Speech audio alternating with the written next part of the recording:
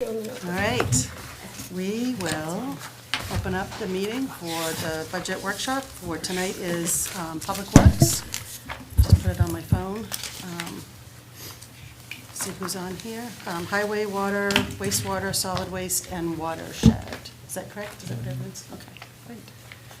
So, is everyone all set? Do you got, and everyone has handouts that we needed? Okay. How about we start off then with highway? You're welcome. You can come up here. Up here, yeah, just to the microphone, so people can hear you. And just so everyone knows, tab 11 is the Public Works tab. 11? 11, and then water and wastewater are 12. Which, I have water and wastewater still, I was gonna hand them out to you Oh, okay. after, All right. as we get through them. I'll say they both empty in my book. Good evening, council. There is an increase in the budget. I'm going to start right off, to be honest. Oh, it's highway department. Okay. Right? Highway department, Yep, yes. okay, yep. There is 4 line items that you'll see an increase on. The equipment rental, the vehicle and equipment maintenance. That one particularly has been underfunded for a few years, and we're just trying to bring it in line and be more realistic with what we have to spend. The road maintenance is a slight increase, but that's really is due to inflation. It's plastic culverts, it's basins for repairs. And the biggest one I wanted to call out was the catch basin cleaning. We have, I think most of you have attended the storm drain workshops, and this is one of the major things that they have advised us to do, is to redo this line and start funding it so that we can do preventative maintenance rather than reactive.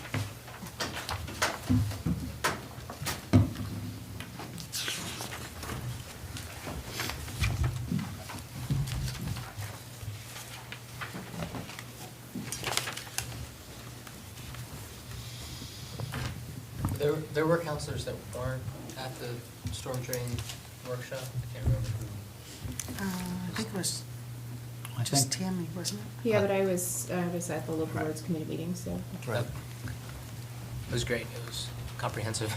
It was very good.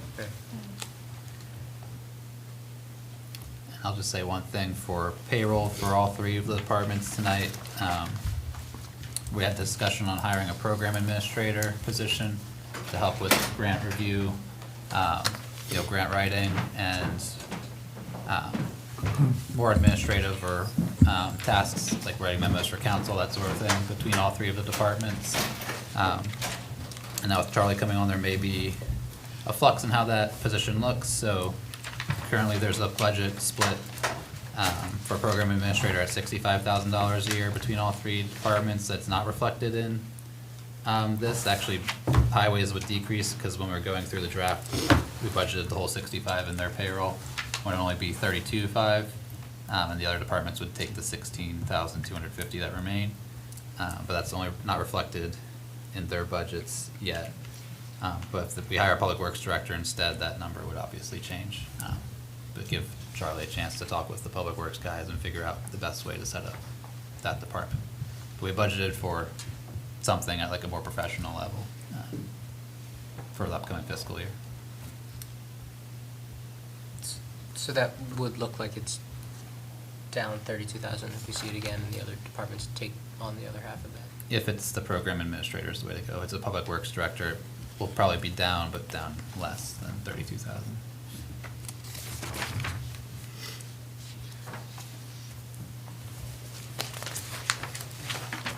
My question, well, I sent an email out earlier about it,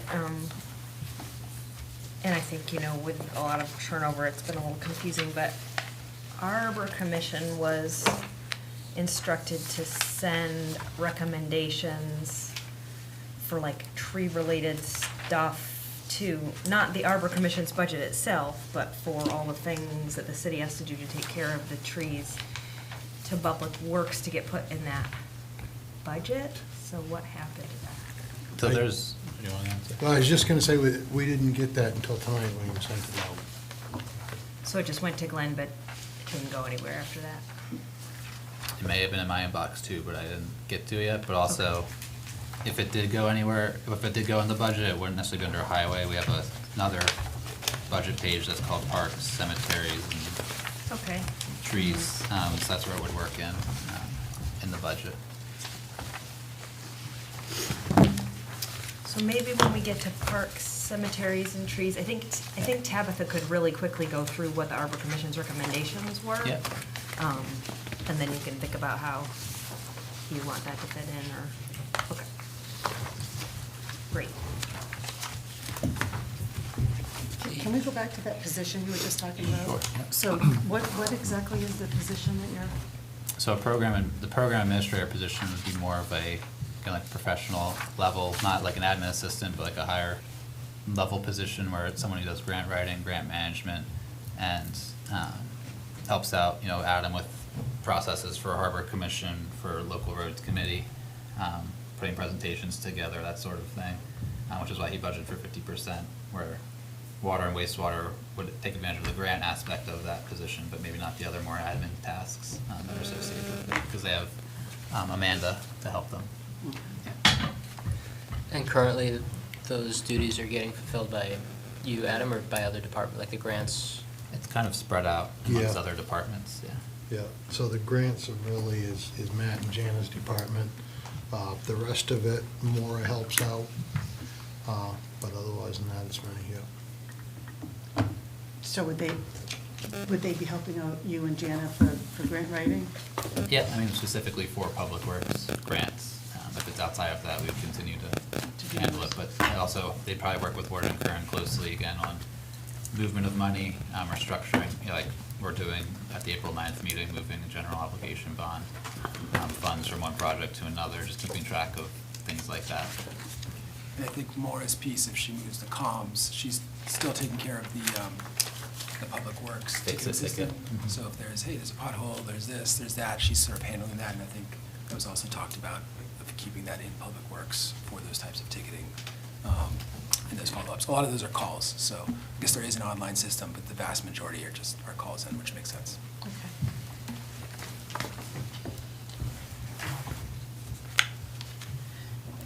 And on here, it says for the payroll, see attached, but I don't see attached. The full breakdown. That one? No, like the, On the that one. description. Yeah. I don't think that's in there, sorry.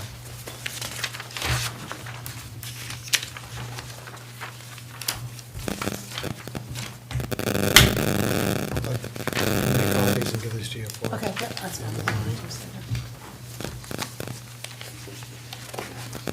Is your But what that'll show is, negotiations done? So they are final, they're going to come into council, I believe. So will that reflect? That's included in there, in there? Okay. yes.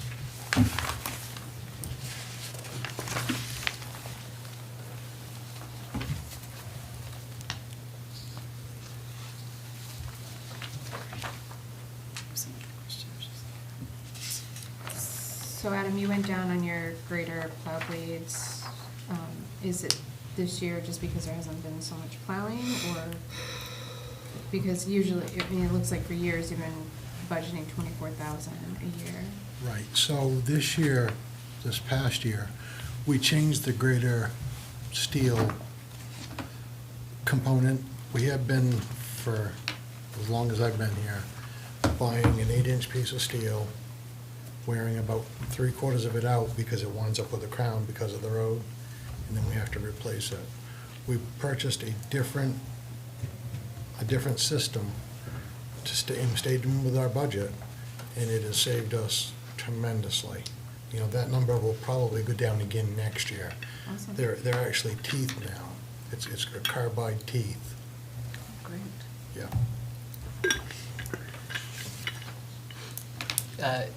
The overtime line, is that mostly plowing days, or is there another? No, so there's no overtime from, I want to tell you April 1st, but I won't. In through towards November. You know, unless we have a water leak or some sort of major catastrophe, there's no more planned overtime. It used to be 5 hours a week, but we've done away with that. Guess there's not really any way to get around that, or else you have somebody just hired for half of the year. As far as the overtime go, Yeah. you'd have to double the crew, Right. you know? Every one of them are maxed out.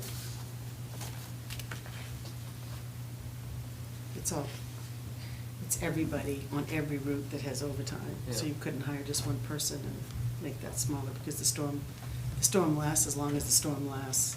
So it's not like getting the work done and then stopping, it's continuing until the end of the storm, Right. so.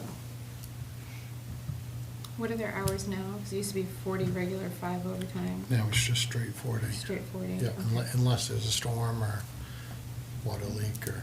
That's all good.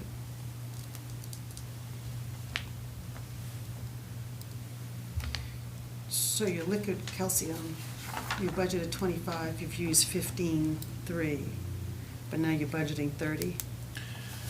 We want to do a little bit more of a proactive with the liquids. We want to use more of it. Fred Steves, who used to be our liquid calcium vendor, has since retired. So last year, we set up our own, we contracted with Alliance. I may have that name wrong, but I believe that's who it is. And we now have our own system at the highway garage. You know, they included in that bid price a tank, a sprayer, a pump, and all of the in-cab controls, so that we're spraying our own dirt roads now. That, you know, that affords us to be able to do it a little more often, closer to when it's graded, so you're getting a better, bigger impact. And now we have enough storage capacity, we could start using more in the wintertime. which Hate the is- wintertime one, like the summer, hate that winter stuff. Yeah. Because we're the ones that have to go and save the state when they do just liquid calcium. Right, right.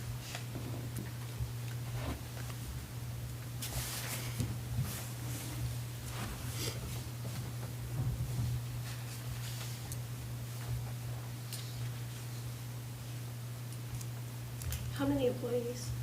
14 total when we're fully staffed, Year-round, full-time? yes. Is that, I mean, even with an incoming admin person, is that enough? What we hear often is things get dumped on the highway department when nobody else, knows what to. We kind of are the catch-all, but, we always have been, and always will be, frankly. If you have a small project, you don't know who to go to, it's the public works. So we used to be the highway department way back, we're now public works, really, because it's more than highways. It's parks and cemeteries, it's rubbish pickup, it's street sweeping, it's lawn raking, it's literally, it's a catch-all department. As far as being enough staff, yes, but yes, we're staffed enough. I can't recommend more.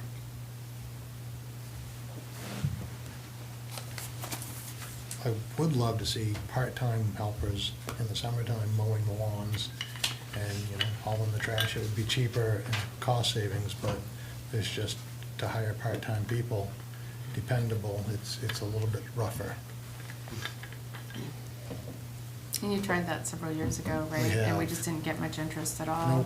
Nope, and it was kind of a failure. Yeah, we used to contract out for some of that too, and we stopped doing that too, because it just wasn't the same quality. Right. Michelle, as we move forward, should we have a conversation about changing the name to Public Works? Well, this is just, it's separated into, this is highway, and then you've got the parks and recreation, Right. and then you've got the garage. So it is But it- Public Works as a department, but the budget's broken down. Okay, so is it called Public Works now? Yep, Okay. Yep. Just making sure, I have that written down, but right? Isn't it? Not on As any a of the whole, sheets. between highway, water, and wastewater, that's public works as a whole. okay. And harbor and And, well, solid harbor, all waste the and- things that yeah. come with Right. highway. It's just, I think and it's it's broken the down, base. yeah. I've got tab 11 is Public Works, but it's 3 or 4 of those things. Others are separate, so looking for consistency on what we call it and what's comprised of them. So the 14 public works staff includes staff with water and wastewater? No, that's just highway. That is just the highway, and that's not the harbor, and it's not the transfer station. Okay, great. Yeah. The water and wastewater have to be separated, so. Yeah. If there's no more questions on highway, we can go to harbor. Can we do And the highway garage? garage? Can we do the garage first? Sure. That way we'll have work about trying to get my stuff in order.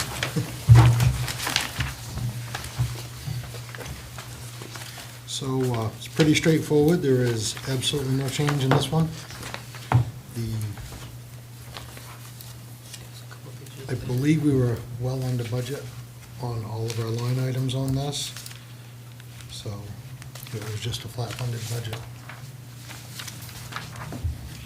Last year, we talked about the highway garage bathroom door didn't close, and that made me feel so sad. Has that been fixed? So that is part of the capital improvement, and we are slowly in the process of doing that as time allows now. You make capital improvement to fix the bathroom? It was more than just the door, Okay. wasn't it? Did you- It was a little redheaded stepchild situation. It felt really sad. It was, yeah, the bathroom. Gotcha. It's just really kind of sad. The electricity, are we having any savings from the solar on that? I don't know if the garage is part of that. Mike, you got an answer? You get a lot of savings. No, Well, just you the do, highway, just the because it's garage. not in the budget. No. Yeah, I didn't think the garage was part of it. Oh, the garage isn't part of it? Yeah. Okay.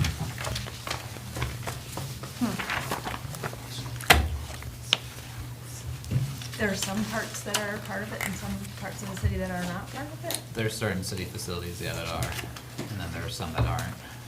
But I think, honestly, I think the highway garage is probably one of the only ones that's not. I mean, I don't think the harbor master's shack is part of it. Well, we use a lot of electricity as far as the docks and such. Yeah. I know this building is, I think the Moore Center is, I think Erky is, and the wastewater plant. I think it was like Yeah. medium to large users. Right.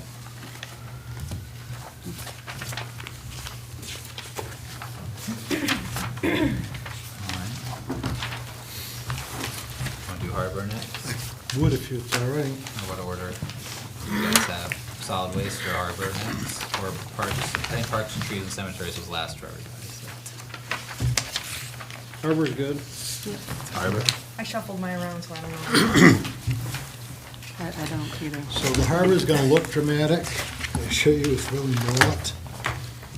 There is an increase, but it's because of, really, it's an accounting increase. We are now charging the harbor the lawn care, the fertilizing, the restroom cleanings, and the porta potties. You know, that's all coming out of the harbor budget, which it hadn't before. Is that a miscellaneous? That is under miscellaneous 52,024. Can you say again what those things are? Restroom cleaning, porta potties, lawn care, fertilizing. Which I believe you should have a breakdown of that. And that used to come out of maintenance or what? It came out of like a general fertilizing account. I think it was under the facilities budget Yeah. before. Oh, so facilities has been reduced by that, and it's just been moved over to harbor? Yeah, so it's been, there's several, I think, places where it was lowered under the facilities miscellaneous property budget and then transferred to other places. Do you have the budget explanation?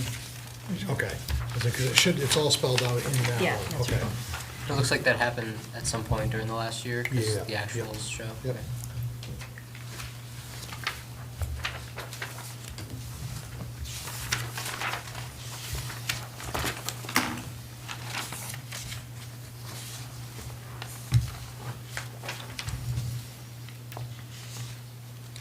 And there is a slight increase in the part-time payroll. We did change a little bit of our operations down there as far as, now that anytime there's an event, we stay open so that the restrooms stay open, so the area is at least tended to.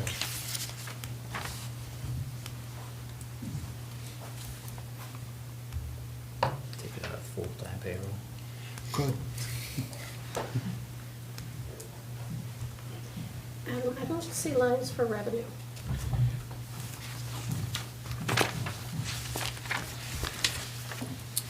Guess they're not here, but they should be, when we have a complete revenue statement completed, listed there. Do you have an estimate when? have that? I have an estimate of probably Tuesday or Wednesday. Okay.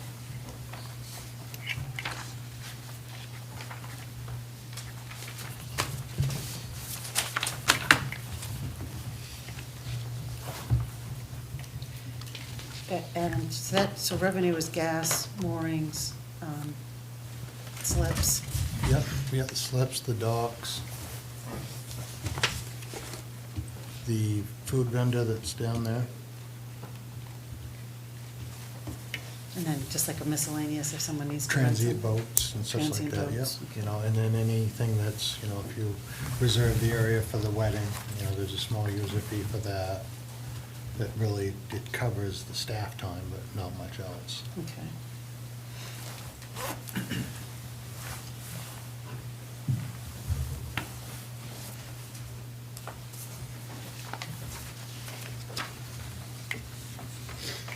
And I seem to remember in previous years, Harbor Department is one that actually makes money if The- looked at self-contained budget-wise. No. Okay. So they're close to breaking even, changing the way we are accounting is gonna affect that bottom line, which, I guess it should, but there's still the capital projects that we need to eventually pay back, the fuel tanks, the sidewalks, so if, it's a service, it doesn't cost the citizens hardly any, but it doesn't quite make its own money yet. And the gas expense and revenue are missing from here. Yes. So that'll be added later. Yeah.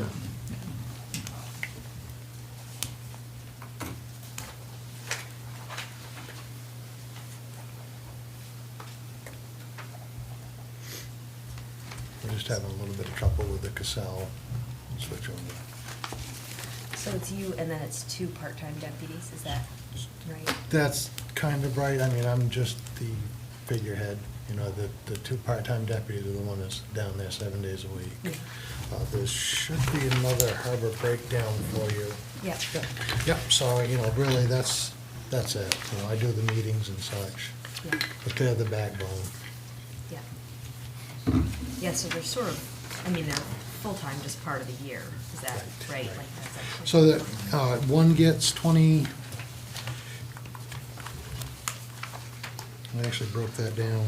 One's 24 hours a week, one's 32 hours a week. Yeah. And then they swap back and forth.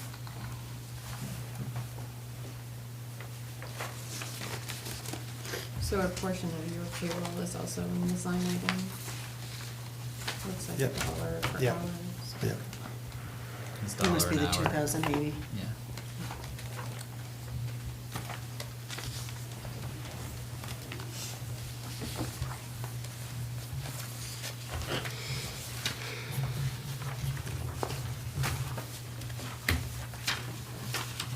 Any more questions for Harbor? Solid waste then?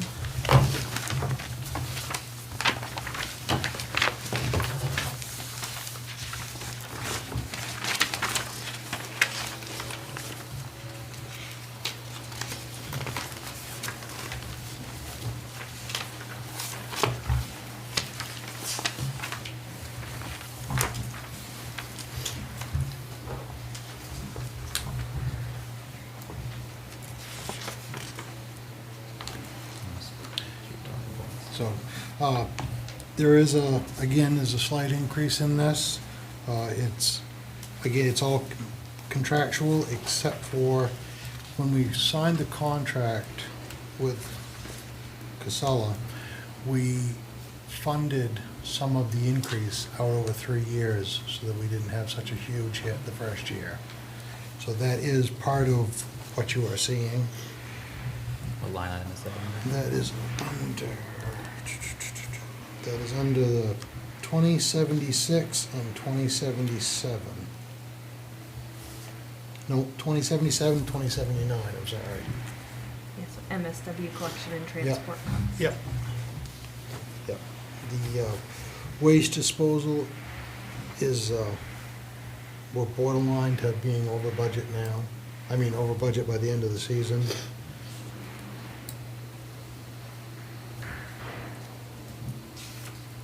Adam, can you just remind us of that changed so dramatically from 23 to 24?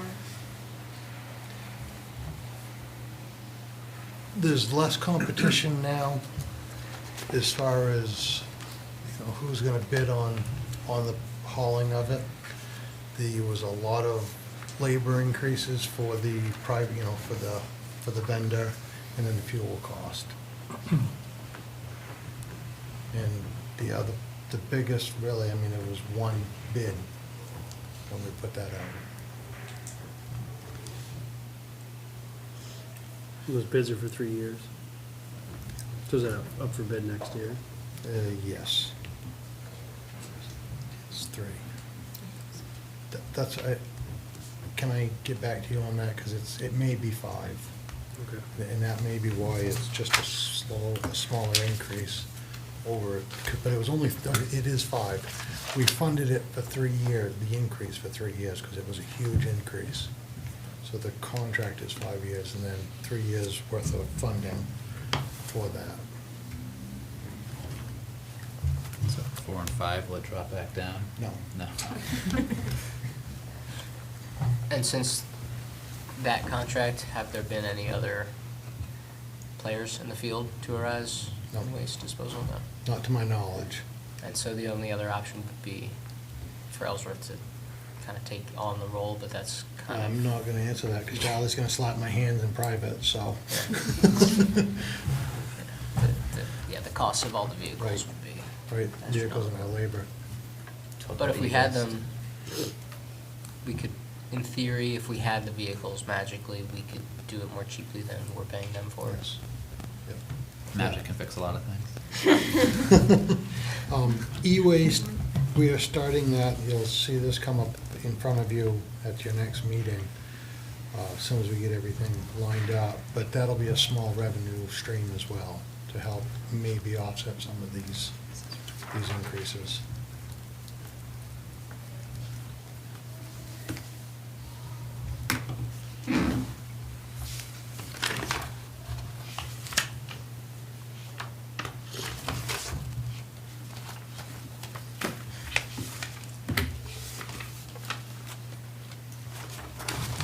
The only other thing I'm seeing on anticipated revenue is you have commercial at 35 again this year, and you only have 718 so far this year. There might be an accounting error there somewhere. Okay. We had trouble pulling together the solid waste numbers at this point with the software transfer and everything.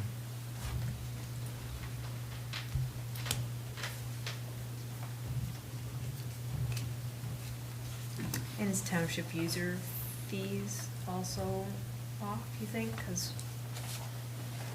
it's already 10,000? It's possible. Okay. I can double check.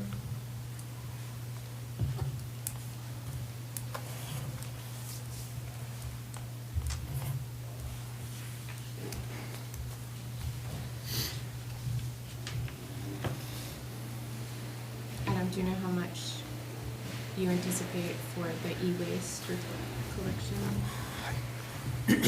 I don't, that's a shot in the dark. So it's not part of these numbers? It is either? not part of any of these numbers, base case scenario, this is, the e-waste is a home run and it becomes one.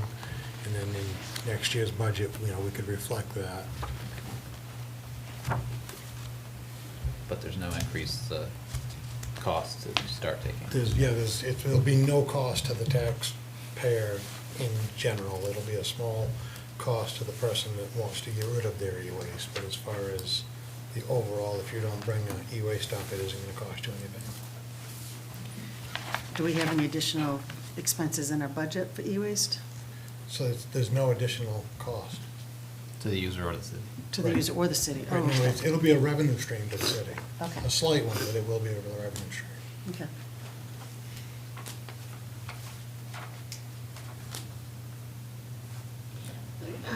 Question on the budget large scale.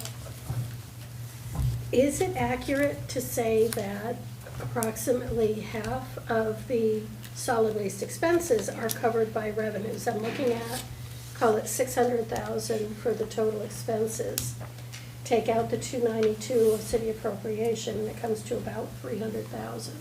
So is that a rule of thumb we can use, that about half the cost of solid waste is covered by various fees? You want to take that one? I do not want to take it. I mean, I got the math, I mean, the math wasn't hard, Yeah, but am I reading the spreadsheet I correctly? believe you are. Okay. Okay, so this, about half of the cost of doing solid waste is covered by fees? Yes.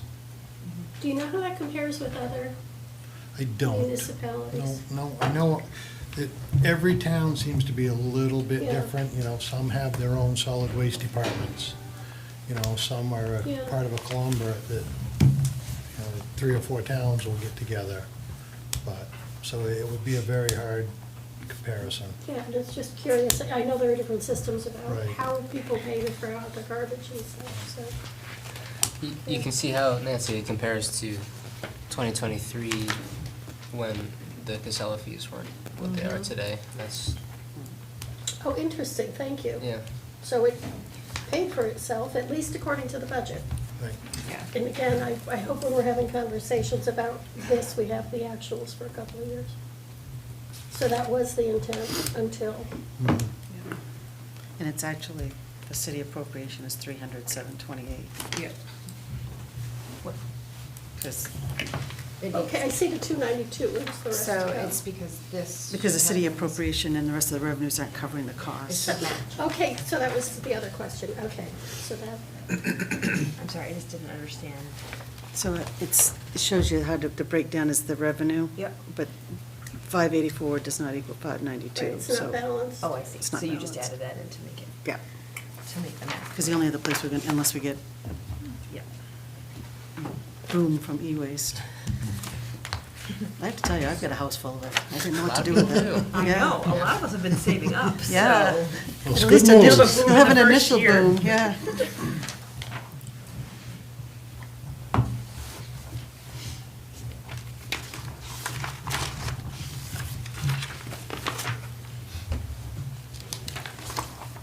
And so on our, where does city appropriation show up on our budget? Is that back on the city hall process we looked at the first night? Yeah, so this is netted, so Yeah, they're just showing you this information. This Right. is your budget, and then when we get our revenue page, we haven't got our revenue pages yet. don't When think you so. get the revenue pages, that'll be an offset, and then you'll have a summary page that okay, so shows it you. will show, thank you. Yeah. I don't think, I don't know what we've received yet, but, We haven't gotten a full Oh, list of it, I think. and that summary page, Nancy, will show you what the anticipated assessment is, what the anticipated tax rate is, and all of that, when we get it. I'm working on it, and Yeah. hopefully we'll have it. By the way, this week. welcome. Thank you, appreciate Told you it. before. Sorry. I'm glad you're here. Glad I'm here. Give me 5 minutes. Any more questions for solid waste? All right, parks, trees, and cemeteries.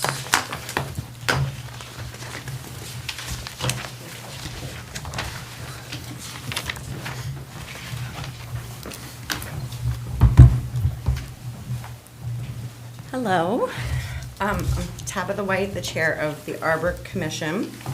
This is the Arbor Commission's first time sitting here, asking to allocate money to us, to trees. So I wanted to give a little bit of background and be able to kind of sell you on this idea of funding some new items here.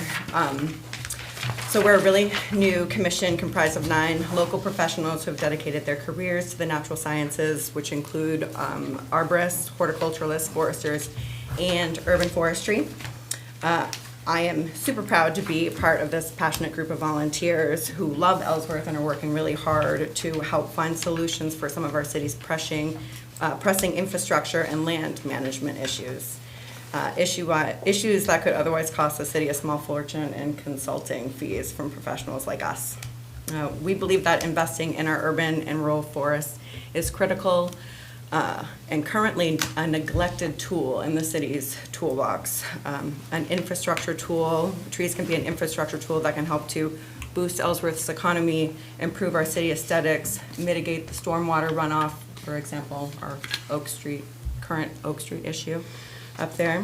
Reduce downtown summer temperatures, also known as urban heat island effect, and reduce utility costs. I could go on for a long time on all the benefits and that trees would bring to the city.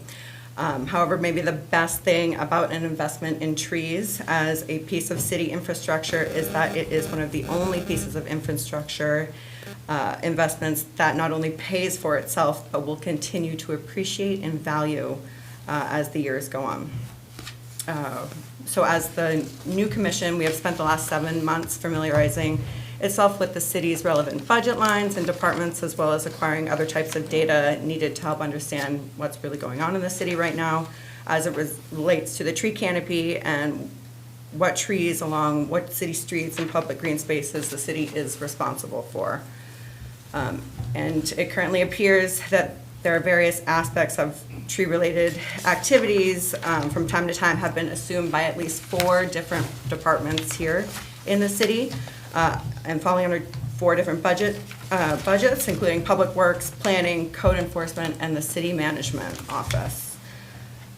This has led to a situation where it's been very difficult to determine things like what tree-related activities have been planned and undertaken in a given year, what funds and what staff time has been allocated to these activities, who's been responsible for supervision, coordination, and evaluation of the effectiveness of these activities, and what the expenditures of our tax dollars and staff time have been for these. If only for practical reasons related to reporting, for continued Tree City USA status and tree-related grant applications.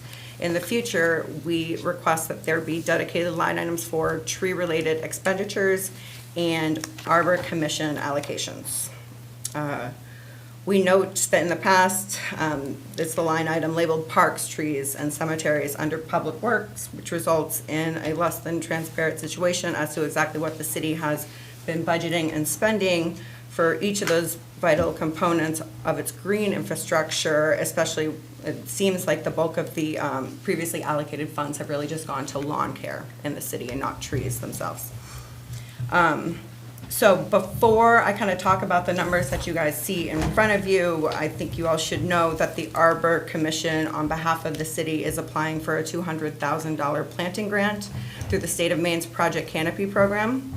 This is a program the city has successfully participated in, but up until now, the grant awards were much smaller, just $10,000, and required an in-kind matching funds. This particular grant is so large as it comes from President Biden's Inflation Reduction Act, where the federal government allocated $1.5 billion to urban and community forestry programs across the country, which has been the largest investment in urban forestry made to date by the federal government. And to sweeten this grant for the city, because the targeted area for this grant, we're looking at the High Street, Card Brook area all the way down to the Union River, qualifies as a low-income area. We would not be required to raise matching funds for this. So it's $200,000 without any matching funds. And we feel very confident that our community will be seriously considered for this grant, and if awarded, this work would take place in 2024, 2025, and 2026. So that's some of we did a projected income in this budget document that is $200,000 for the Project Canopy grant. And then there's income that does come in from the cemeteries trust fund that could be used for tree maintenance in our cemeteries around the city of Ellsworth.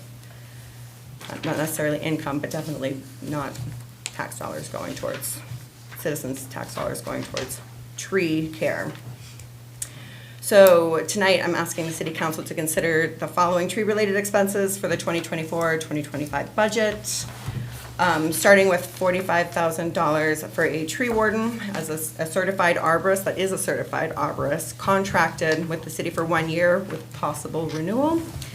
It's a position that will be critical for the management of a successful $200,000 planting grant. There is also the opportunity in this grant money to fund a portion of this position through the year, through this grant, sorry. In addition to what's already been allocated to Newland, they're not Newland now, they're Greenlee. I can't remember what the company's name is. Dr. Green Thumb. Dr. Green Thumb, thank you. So in addition to that, we are asking for $30,000 for contracted tree care in our streets, parks, and including the public forest, work that needs to be identified by a tree warden, someone qualified to look at trees and know what's going on and what needs to be done, and addressed by contracted professionals outside of the city. The $200,000 is the tree planting canopy makeover project, kind of covered in that grant. We're asking for $900 for an Arbor Day event and a public engagement to build a team of volunteer tree stewards, where we want to utilize Ellsworth's incredibly active volunteer base. Volunteers can help the city keep our labor costs down in the tree department, and also help to strengthen the relationships and resiliency in our community.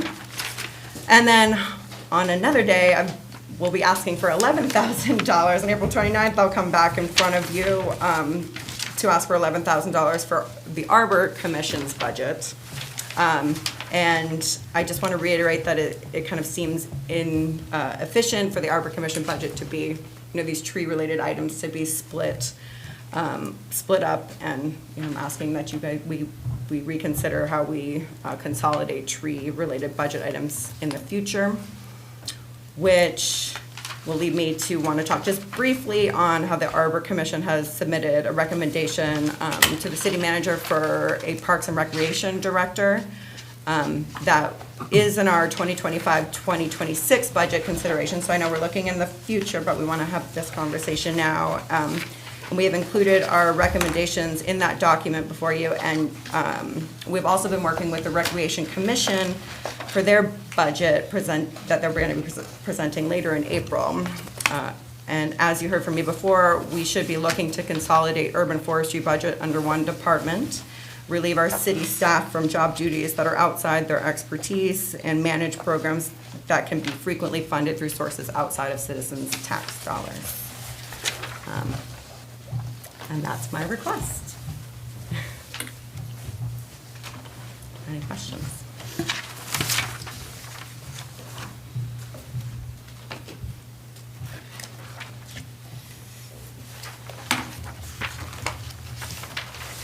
So if not, I will go over what you should have in front of you from ours before Tabitha's. Could you say that again? If you don't have any questions for Tabitha, I'll go over this one here, which the forms you do have in front of you.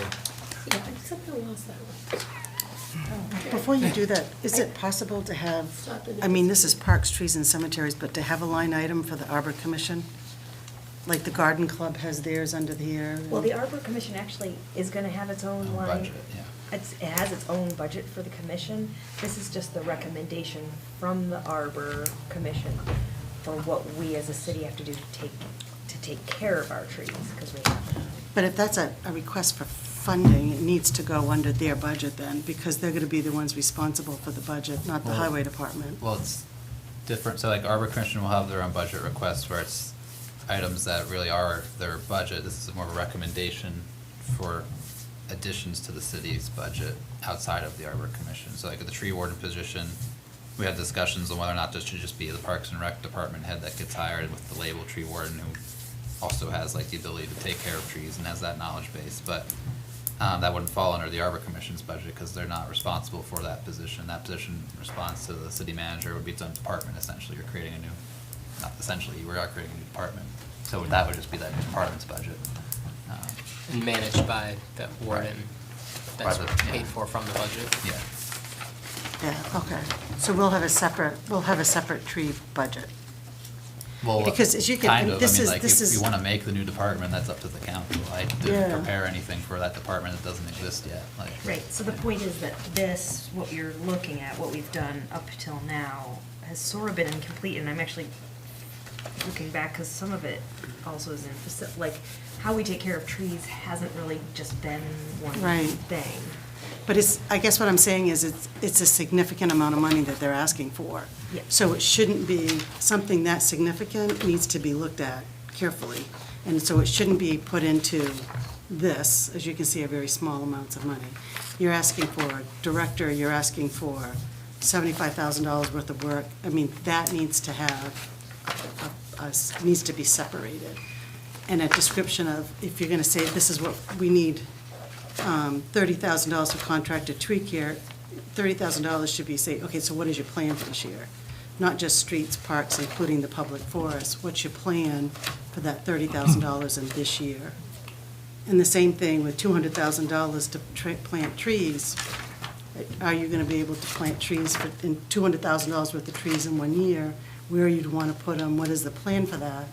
before That's we that grant can- money, which would be like a 3-year program, or a 3-year planting program. So that's not being asked for Yeah. this year. That's from that, if we win that project Okay. canopy. So really the only things. So there's still $75,000. that- Exactly. What is the tree warden actually gonna do? And what is the plan for the tree warden, and what is the plan for the $30,000? We do have a job description for the tree warden that was, sent out today. It's so- attached on that piece that I handed out. It's the second page of that. Yeah. And then the $30,000 worth of, do you have a plan for what trees you're going to do and? We who's don't, gonna I think do we 'em? pulled that number up, but I can certainly break that, I could easily spend $30,000, but I can break that down. Yeah, no, it just would be nice, I Yes, mean, yes. so that we're not putting out $30,000 of taxpayer dollars and then we don't know. Right. What is the plan? Do you really have the plan to do it this summer or Yeah. however it's gonna be done? Yes, yeah, Thank I you. can break that down. Yeah, and this is all pretty new and fresh because this Arbor Commission is so brand new and we haven't really even figured out exactly. Yeah. I mean, stuff we've been neglecting for a long time, so exactly how it. I don't mean to be Fits in. derogatory Oh, towards it, no. I just asking. I'm happy to start this conversation, Yeah. because it is stuff that's been, not really dealt with, and, put Exactly. on somebody else's plate, Yeah. that he could certainly use that room on his plate back for what he's an expert Yeah. in. So, Yeah. we want to offer some solutions and Yep. try to get the No, I think it's conversation great, started. just, if it's gonna be that significant, the council, then we're gonna just need to Yeah. have, like, the backup information and figure out where we're gonna put it. Certainly, So, yeah. it's a discussion for later. I want to add an aspect to that comment. In your presentation, and it's a little bit here, you talk about this work has been done by at least 4 other departments, it's not really tracked. It would be easier to talk about the $75,000 investment if we knew that there was a balance to it with other departments not devoting time to it.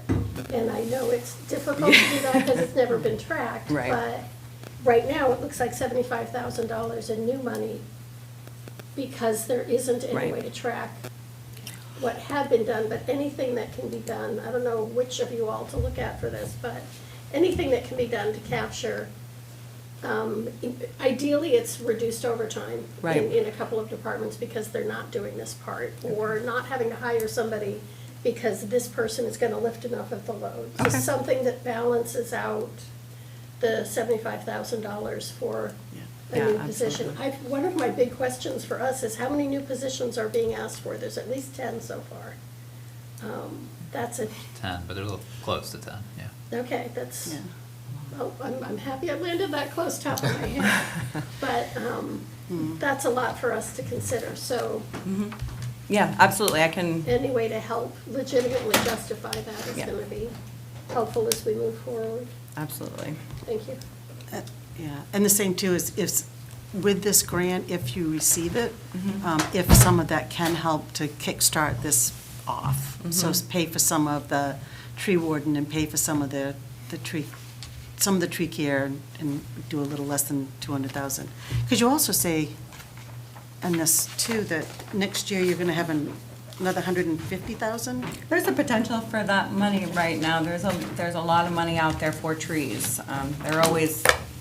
It's always a hot topic, or it's a hot grant out there. So, if we had someone like a tree warden, and that could, help to secure some of these more grants for the city and implement them successfully, is really what we're looking to do. Yeah, implementation is key. Key, yeah, and we want to show that we can be very successful with these funds. And that's where the expertise of our current Arbor Commission comes in, including myself and my years in urban forestry. So I'm very confident that going forward, we can have some really successful tree planting programs here in Ellsworth, and really kind of set the stage for the rest of our county community here. I have a question, or maybe it's actually for Charlie more than anything, because I'm on the Arbor Commission, so as we've gone through the budget, as we've gone through Arbor Commission, we've sort of had this, like, where are all the trees taken care of, and where does that money come from? And we do, in our facilities, we do have 35,000 budgeted for Knowlton Park, and 65,000 budgeted for planting and park maintenance, so those feel overlapping to me. I don't know exactly. And then, and here there's the garden club, planting and part, Matt and I talked about with the facilities piece, which was in a previous budget meeting, the contract issues and how that's going forward, so. Yeah, and I know it's a little bit different, and I know it's lawns and not trees, but it just Yeah, feels as like. I say, not much of that's trees. I mean, some of it would be like putting a mulch ring around the trees in Knowlton Park, if there isn't any. But it's not really like the type of maintenance and care I think Tabitha's referring to in terms of actually taking care of trees. It's more just making them look nicer, and they'll be healthier that way, but like making sure it's not dirt all the way up the trunks too high and stuff like that, but not consistent like maintenance. Yeah. Maybe that could be consolidated in this Yeah. piece of the beautifications, trees, Yeah. warden, somebody holding all of that. Yeah, well, right, and to Michelle's point about like, well, if we're gonna add this in to take care of trees, is there something else that we're doing that is In conjunction. pretty but less important that we could, like if we're spending, $100,000 in this place and we're asking to add 75, like where can things be Yep. redistributed, I guess? Adam, the planting and park maintenance, that's not just Knowlton Park, because that's under facilities, you said, right? So you're talking about the $10,000 decrease? Mm-hmm. So that was the High Street planting. That was pulled out of this budget and gone into your facilities budget. Okay. It was, Yeah, it was just like the harbor, we're trying to make it more in line of the actual. So the other 10,000 is for, it's not Harbor, because you've got that on yours. No, I was under the understanding that it was part of Knowlton Park, but, For your 10,000? yeah. Well, you do, is your part is like putting down the wood chips and stuff there, Yeah, that but type of that's not maintenance? every year. No.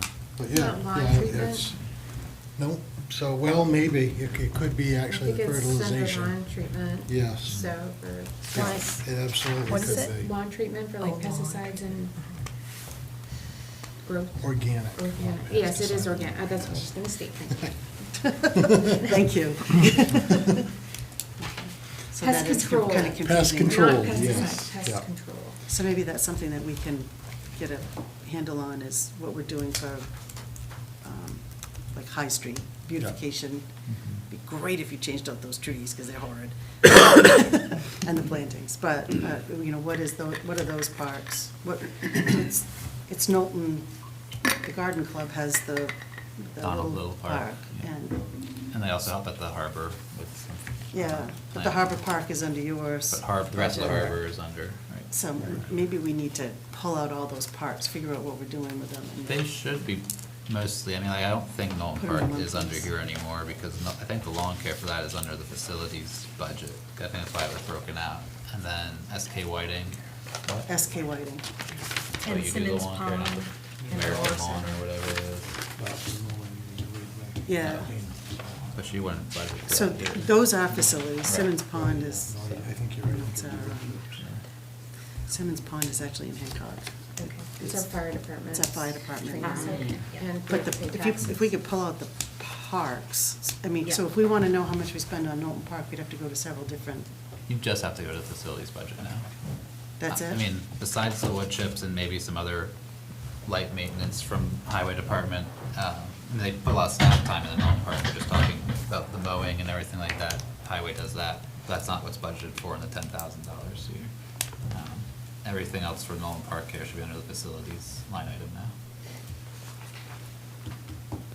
So what we're describing is what's proposed for next year, creating a Parks and Recreation Department, and with all of that, this, we're discussing fall under that in theory?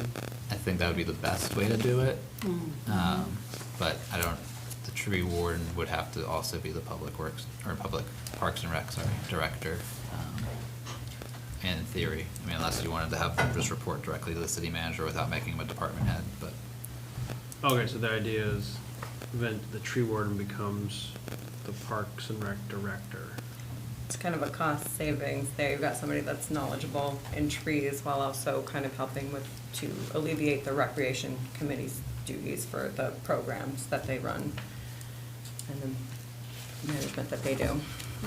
We'll have more information later. You have a Yes. joint commission meeting coming Yeah, up with them. and we'll be supporting them also. And, you know, they agree as well that they feel like it's about time for a Parks and Recreation director. So we wanted to start the conversation this year, really, and, you know, at least talk about it. So I would add, I appreciate seeing 2 years, having it laid out as a strategy.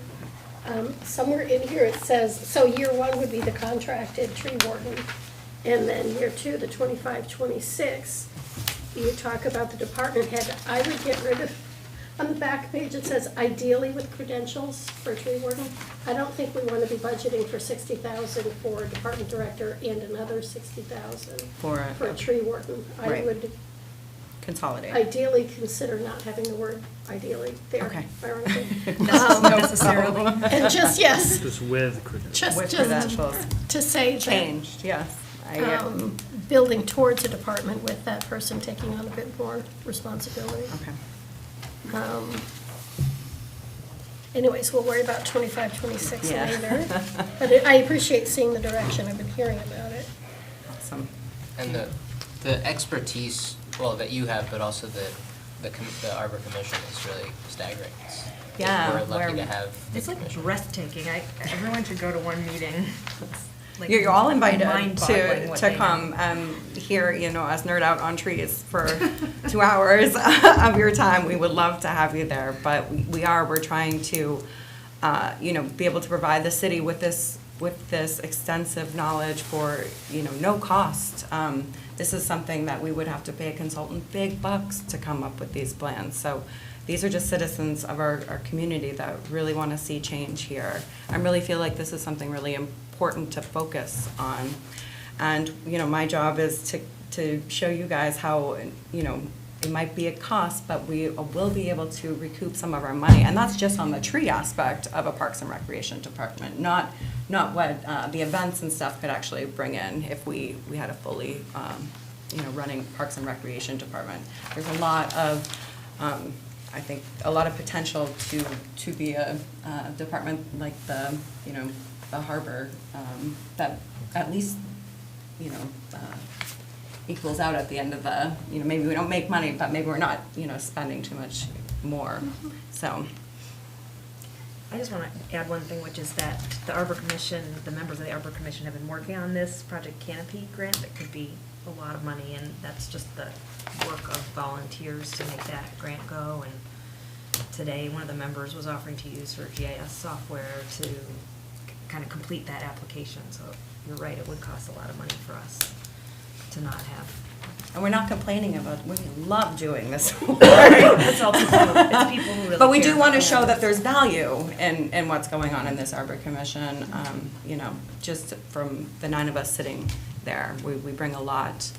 You know, we save the city a lot of money in professional fees that we would otherwise be paying. For maybe somebody that didn't even live here and know what our current issues and solutions could be. So I think it's a really unique and awesome opportunity. Thank you. Look up my soapbox. Thank you for Thanks for listening to me, guys.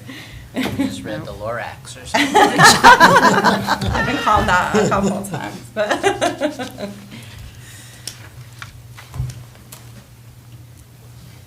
All right, I'm gonna go through. So, some of those other just items. real quick, we'll go over the parks and cemeteries as I had spelled out. The only difference is, On their copy, they have the right number. you do have the right number on 241750? 2022. What? Your numbers are different. It should be that. Yeah, they have that. Okay, so the proposed budget for 2022 line item should be $1,800. Which is what you You're have. saying- Veterans flags should be Oh. budgeted for $1,800. I lost where you were. Okay, yeah.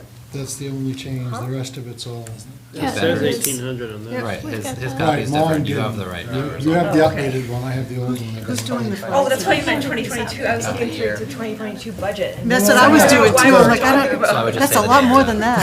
that. So the veterans flags, which is line 2022, the rest of it is all flat funded. Who's doing the veterans flags now? There's a local gentleman, and we bought the $1.18 per flag is what we're paying him. And he He's does it for free retiring, still? and we're gonna have to find someone new, I think, next year. So these are the flags that go up on Main Street No. for the. No, so they're No. flags Oh, that the go to veterans Oh, cemeteries. this is for the cemeteries. Is it the same person that's done it for years? Really? He's still doing it? Is Colin? Is it Colin? I don't know the name. Colin I don't know the Smith name was his You name. should Yeah. just say, yes. Sure. Who is You're he? probably right. Sounds Yeah, he's been right. doing it for a long time. God love him. That's a lot of He does a great flags. job. He does a really good job. And he does it, all we do is buy the flags, and he does it for free. Oh, that's so nice. Yeah. it's-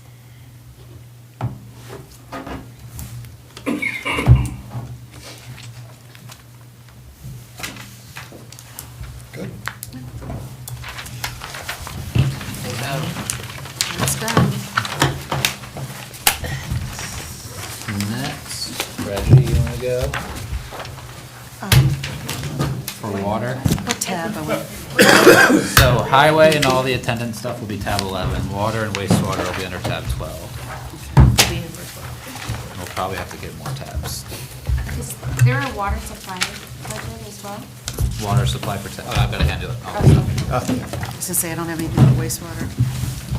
And no explanation.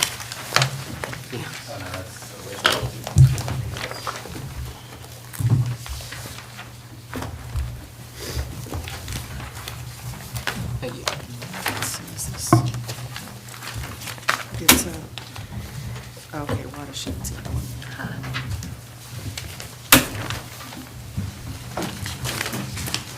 It was under the big one, so. Thank you. Is watershed and water supply protection the Yes. same? Twelve. Tab 12. Tab 12, along with the colorful one, right?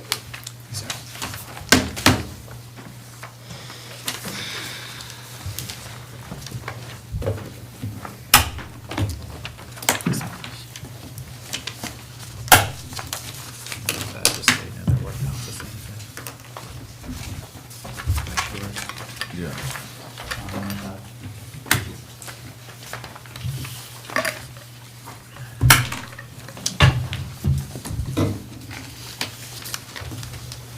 So, my budget is up $19,000, 645.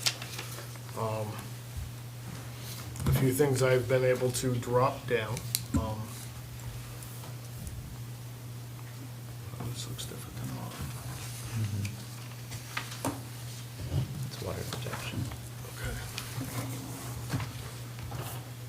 So, this is different. This is what they have, right? Do we have this? No, Okay, what's different? so I broke that out. Nate, what were you working off of to make this?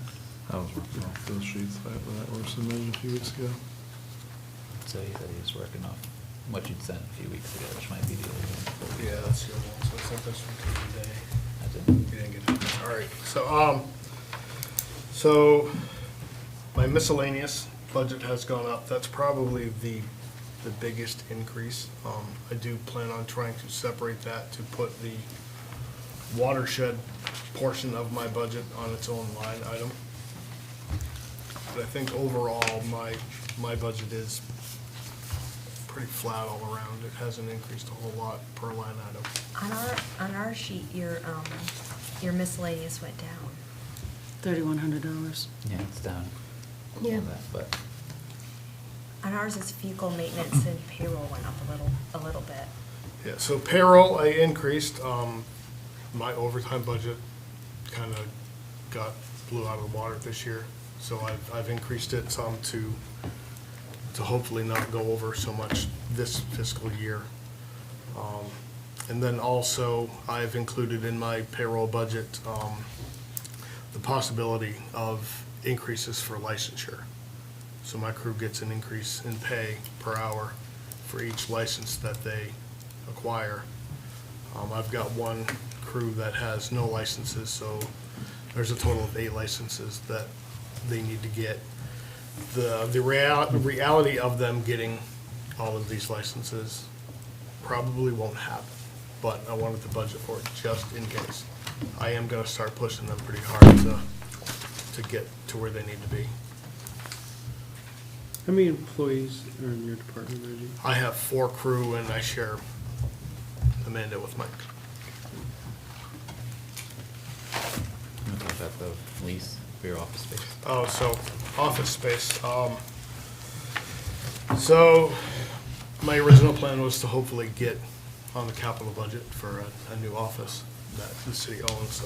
That's not gonna happen this year, so talking with Matt, we are going to increase, or not increase, but extend our lease with the Main Coast Mall for a year. And that will give us a year to plan and hopefully find. We're not telling we're doing that, we're suggesting that we do that. Yeah. So That's office rental. Yeah. that's the office rental, yep. So, and that will increase 5%. So it'll be 57,000 for the year. There were a couple of options of, where Reggie could look for new office space that's in town, so it's close access to where a lot of the water emergencies are. But, this just kind of came up during this budget cycle. It didn't feel like enough time had been put into actually making a plan and seeing what options were available. And there's the option to extend the lease for 1 more year. So it just felt like that was the best route to go. What comes to mind is we may have building leases through the superintendent of school. If they buy Avery Lane, it sounded like we may have to continue to pay some leases. So one thing just to have as a variable is, will there be empty space? Is it at Camden National or other places if the superintendent moves forward? Yeah. So that, I would be interested if we can transfer the lease amount if the school department signs a separate lease than the city itself, but if we can just transfer that, that could be an option, yeah. But theirs were only, one was 30 days and one was 90. Oh. I couldn't remember the details, but I remember there was some discussion about there may be longer than that. So it was just, No, I looked at those leases. before we extend that lease, looking at, is there a possibility? So, Do you have walk-in people to pay? Is that why you want it in town? No. Everyone comes here to pay? Either here or down to the wastewater department. I'm just wondering if we're gonna finance for a year that new superintendent's office, that for a year we could use their extra space. Might be something to think about. Oh, in Avery Lane. Hmm. And maybe just pay rent to the school. Yep. Yeah, and I'm sure it would be substantially less than $57,000. How much space do you need? So for the office space, we don't really need a whole lot. I think our biggest problem would be storage for all of our parts and pieces. I'll include storage. Yep. And that's at the, did you say it's at the mill mall? Yeah, That's no, what- Mid-Coast Right, Mall. that's what I thought, it's the other one. Yeah. Where Payless used to be. Oh, that's where you are? The licenses needed, are those required by That's state, the state of federal? Maine. So in order to operate a water facility, you need to be licensed through the state. So right now, they're all working under my license, but Oh, this gives them the responsibility of, if they do something wrong, then they can be held accountable. Then it gives them knowledge on how to Not do do the stuff. wrong thing. more Yeah, we knowledge like is that good. better. Because they don't have the summary that you have, can you walk them through contracting services?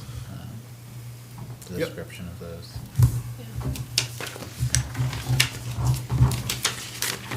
So contract services, there's a couple of line items for those, but they are, so we have our GIS system, our mapping system for water lines and all that.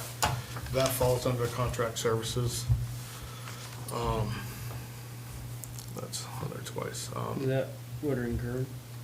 Woodard and Curran is for some of that, yep. So yeah, any outside source, Woodard and Curran, we've used Haley Ward for a couple of things, GEI.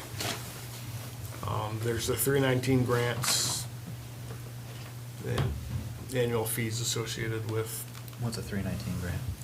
I have no idea. Oh, 319? Yes. Done those. Yes. What are they? They're EPA 319 program grants that we've gotten, and the benefits have gone to the various lake watersheds that we help protect, both Green Lake, Branch Lake, and other lakes in town as well.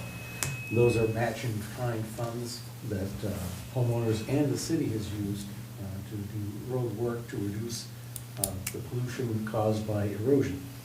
So they're erosion mitigation protection funds. Program 319 helps fund. How much do we budget for that? Do we have a, I'm sorry. I don't have a I budget know, figure it's my for first that. night back.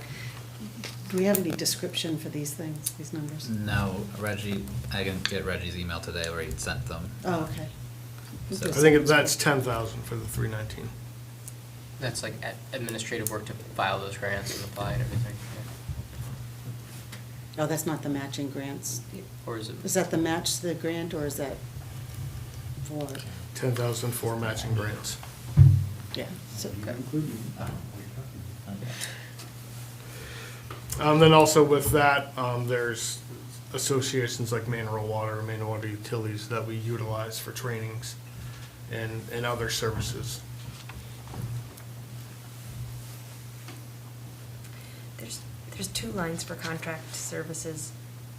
Yes, and I have a hard time with those looking back, which one goes where. Some of it is for, strictly for like engineering services and stuff like that.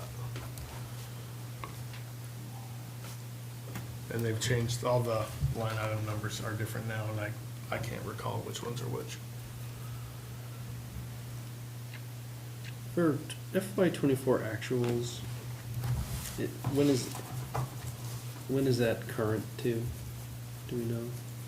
As of today. As of today, and then FY '24 ends on June June 30th. 30th. So some of these are, so you anticipate spending another almost over 50,000 on that one contract service line. They may not be fully accurate, again, just because of the software, checking everything, but, I mean, I'd be surprised if we've only spent 78,000 of a $93,000 line at this point in the year. That'd be nice. That would be nice. That magic you were talking about? $78.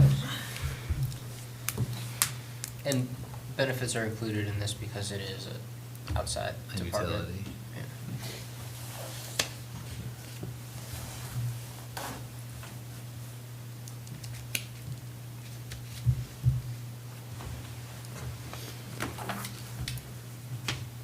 I have a question, or I guess I'm gonna go with comment. the miscellaneous expense, 73,000 is pretty significant for miscellaneous. It's in your, like, top 10 expenses. Can you give us a sense of what that is? So there's office supplies, postage, billing. Some of that goes towards our training, our water license training. Conferences, there's dues for some of these other contracts that we use. Chlorine analyzers or fluoride analyzers, so our chemical analyzer, those alone are 5,000 to 6,000 apiece. And the ones that we have are old and outdated, and we're finding that getting parts for them are. And then also in that I have road maintenance for Clearwater Way. What was the last thing you said? Road maintenance for Clearwater Way. What's Clearwater Way? That's the road that our treatment plant is on. Oh, Clearwater Way. Yep. Yeah, that's good. It's a good name. So the water department is set up a little differently because they're governed by the PUC in the city, but so their account structure is a little different. That's why it's a little different than what you're seeing from Right. other budgets. And the different accounting system I learned from writing one check to pay the city and the water, and that didn't go well. So, yes.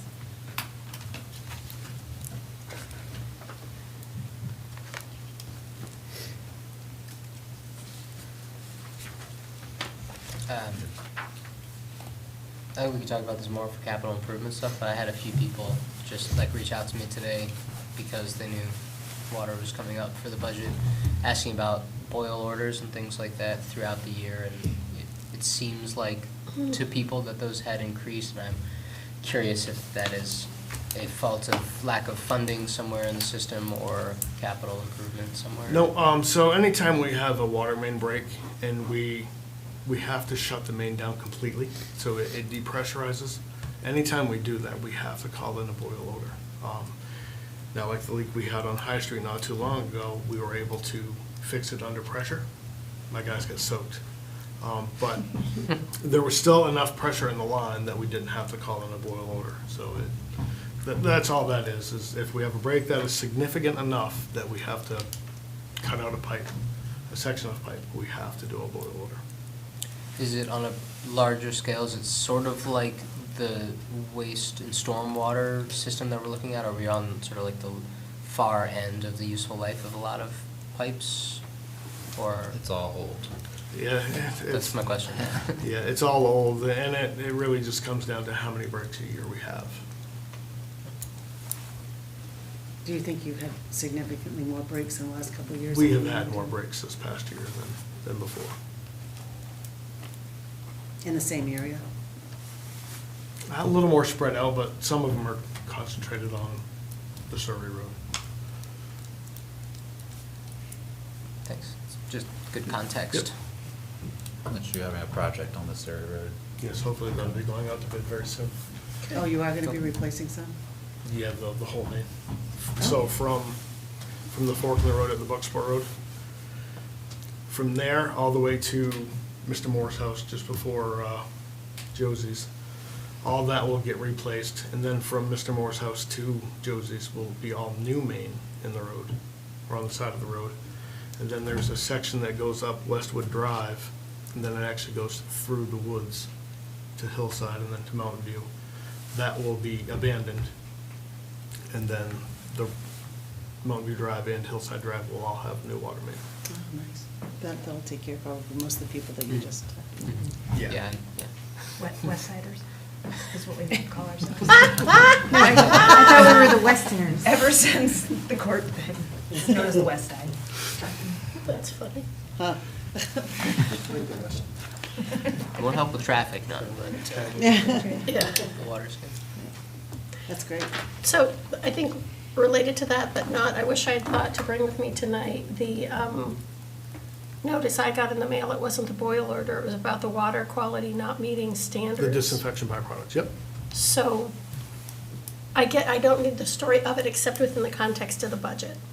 that, is it unusual that happens? Are there improvements that will prevent that kind of letter going out? So we are working on improvements for that. Unfortunately, it's gonna start at the treatment plant, and it will have to do with the water quality leaving the plant. And unfortunately, it involves a new plant. The filtration system needs to be upgraded to filter out the organics in the water. So it is. So will we learn more about that in the capital part of the budget? I don't know if it'll be in the capital completely for that, but you will be learning more about that very soon. Okay, thank you. So the UV lights don't do that, or are they too old, or do you even still have UV lights? Oh, we still have the UV, but it's the filter system itself. It's just not sufficient anymore. And looking back through, for many years prior, the THMs have been an issue. So, and the UV was. THMs and ha-has. Yes. God, that's a long, I don't know Yeah, where that those came from. It came out of my head from a long time ago. Deep in there. It is. Oh, go away. Okay.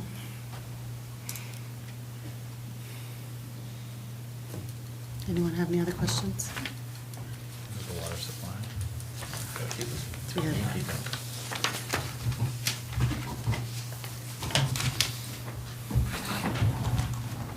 Thank you. Thank you. Yeah, thank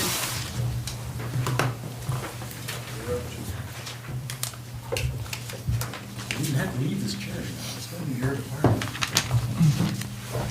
Do we have the wires? Yep, it was right behind water. Ah, there we go. Yeah.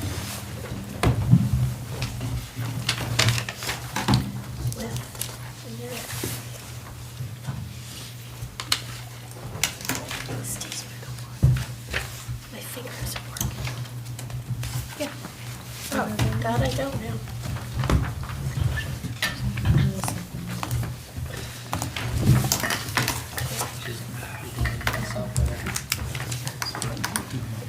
Seconds ago. Thank you. Sure.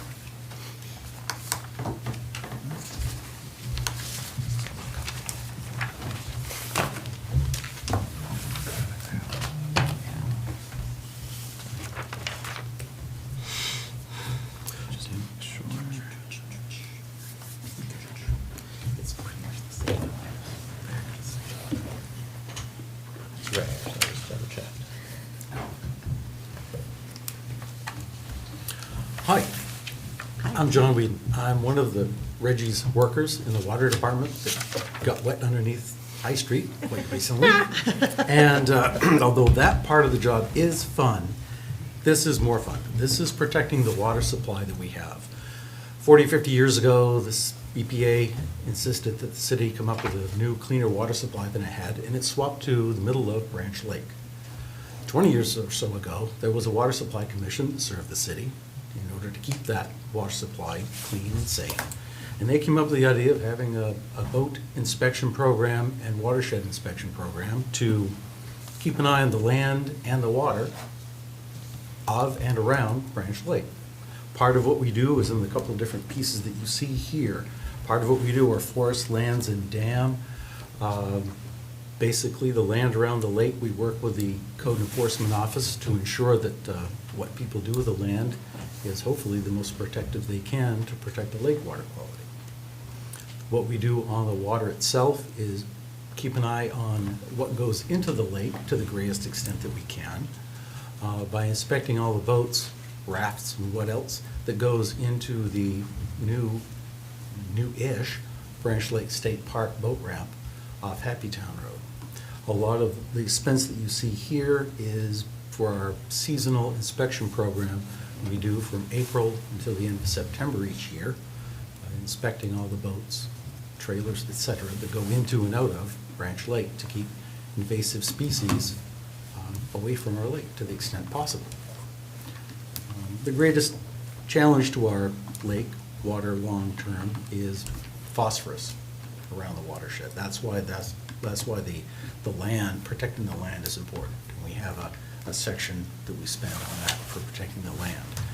That's our conservation easements. We do a lot of, I won't call it forestry work, I will call it line clearing, boundary clearing, to have a handle on our both our Branch Lake City Forest and also the conservation easements that the city has acquired over the years when various commercial entities moved into town on behalf of Lowe's, Walmart, et cetera.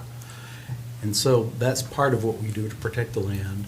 The greatest part of the budget is, of course, the water itself that we ensure the protection of by inspecting. And most of that is labor. We tried to reduce that a bit. The city invested quite a bit, 100,000 or so, to build some RV campgrounds. I call them RV park areas. 3 different sections up near the boat launch where volunteers who agree to inspect our boats for us will live there, and we pick up the cost of them staying there, and they, in turn, inspect boats for us. So we have some volunteer work. We have about a half a dozen or more paid staff part-time each spring, summer, and fall to keep an eye on things. And we try to reduce the threat to the lake to the extent possible. And I'll be quiet now and say, hello, by the way, I'm John.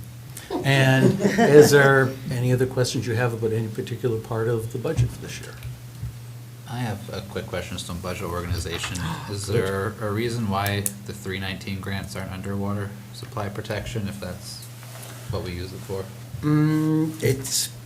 That can be new, and they can easily be part of this. It would make really good sense, but it's a new concept. And whenever new concepts are in, they don't always get stuck where they could have. They easily could have. No way. It easily could be. We talked earlier about the concept of some of the forest work we do as far as boundary clearing and whatnot. That could be part of a arborist's job in the future. It's not that we don't enjoy that. We enjoy that when there's not bug season. We enjoy getting out, keeping the boundaries clean. And we always have in the past, and that's been part of the protection efforts as well. But the concept, everything is fungible, everything's movable, and wherever the best place it should be. And that's up to you folks. Sound like you've worked for the city for a while. Worked for a long time, hard for the city.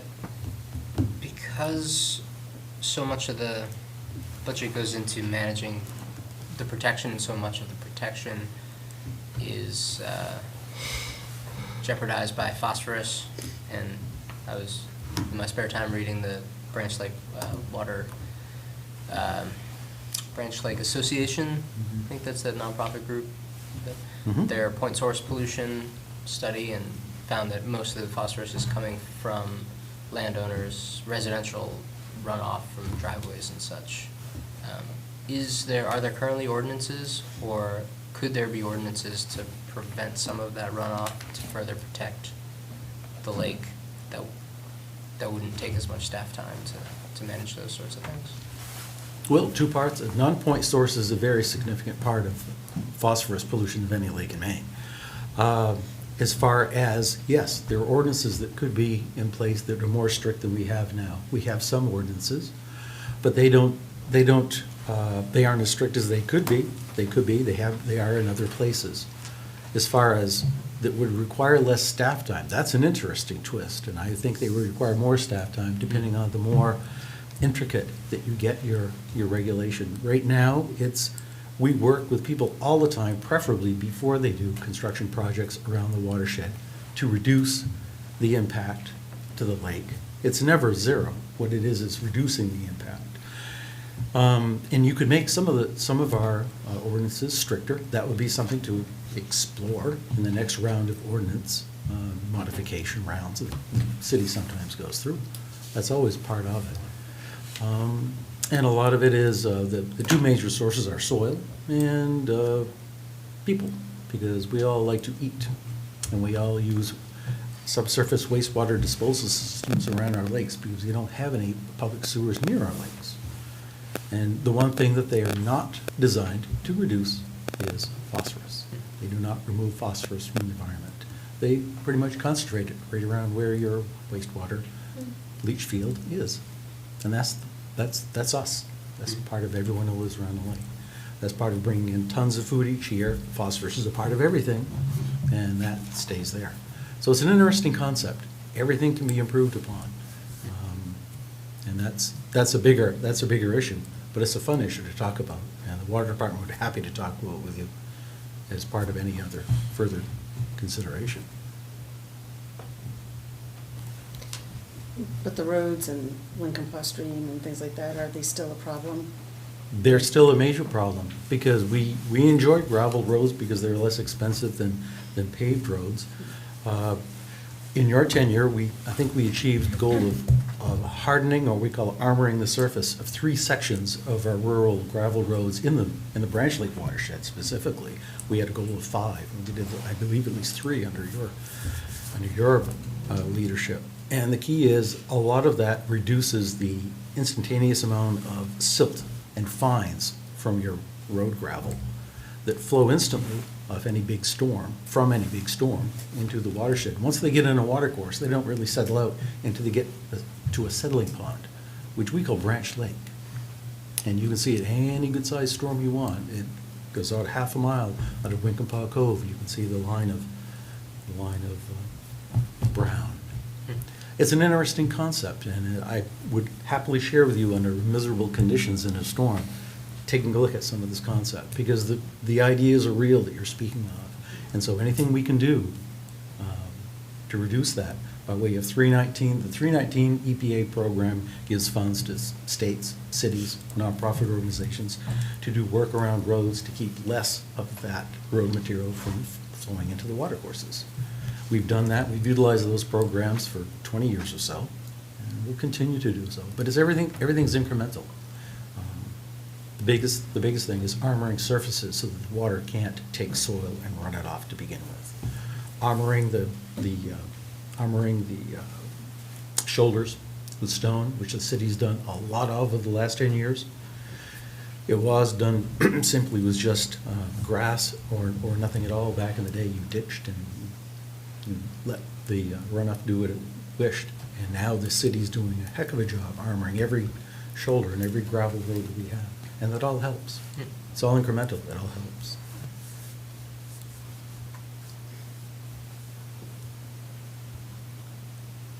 At one time, half of this water supply budget was budgeted in the water budget. Is that still Still the is. case? It is, okay. Yes, Just and wanna that make comes sure. out of my miscellaneous. It is the part of the miscellaneous, okay. That's So, helpful. yep, Did you say half? Half, yes. half, yep, so, So is this half, or is, That's the full amount, and then And then at the end half of the of it year, comes- they'll take half out. Yeah, John has kind of a breakdown of his copy that we can share with you too, but it shows the general fund contribution that we'll send out. so the whole 69 isn't gonna show up? So it's not 169,000, 169,000, good, Michelle, $1,076,000 for both. This isn't half. So it's $1,030,something thousand. no, the miscellaneous expense includes half of this, Okay, I will claim half this of the one. 69. So what I'm saying is these two budget So numbers we're gonna need to don't add get to added this. together. The 69, you said No. this is half, This is because half of this is already That's in here. Correct. So we just need to make sure that that's brought forward. It's an odd way to Not do it. It is, Like, agreed. all or none would make more sense than half, but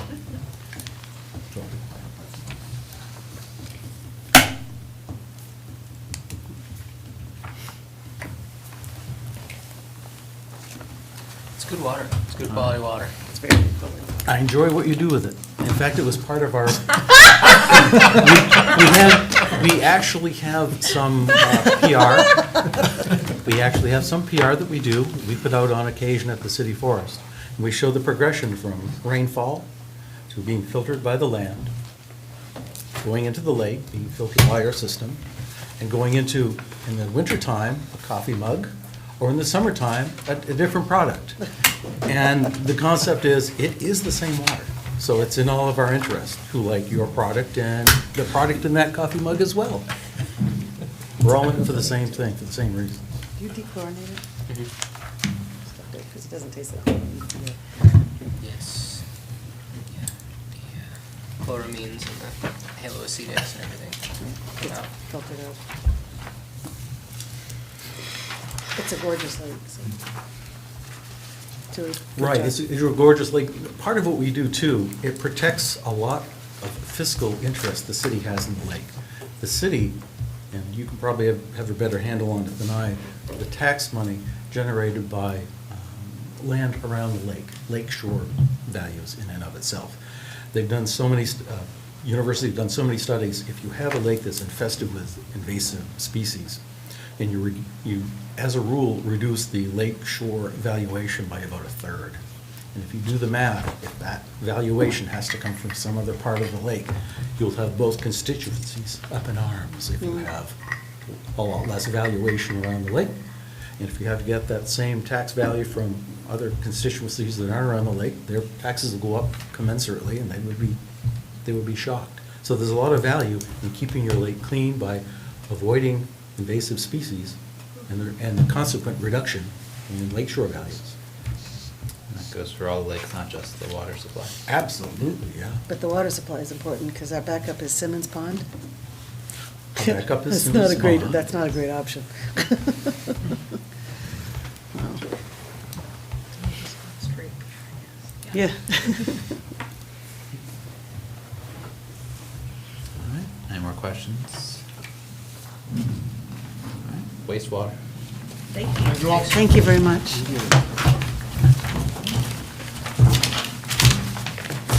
I believe Mike already passed out. I have this. Is there a backup? That's wacko? That's the backup?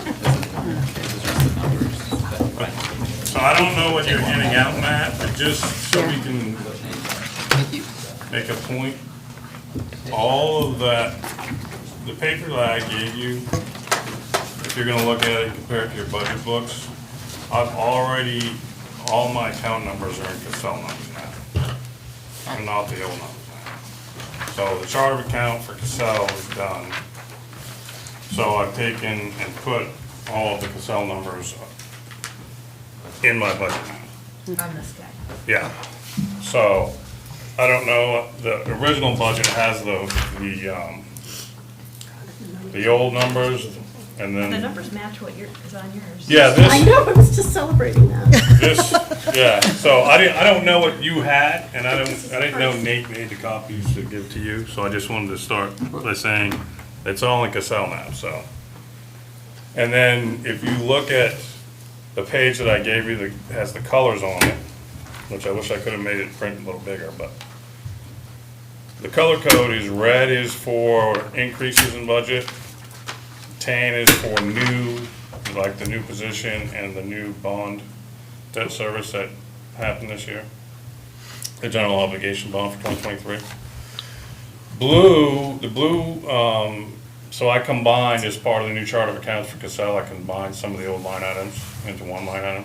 So if you look at, for example, conferences and membership, conferences and meetings, if you go over, you'll see that that line item is combined with a training line item now. And the collection system maintenance is actually collection system maintenance, sewer line, and pump station maintenance combined. I combined those two. So. Oh, that, your lines are off, okay.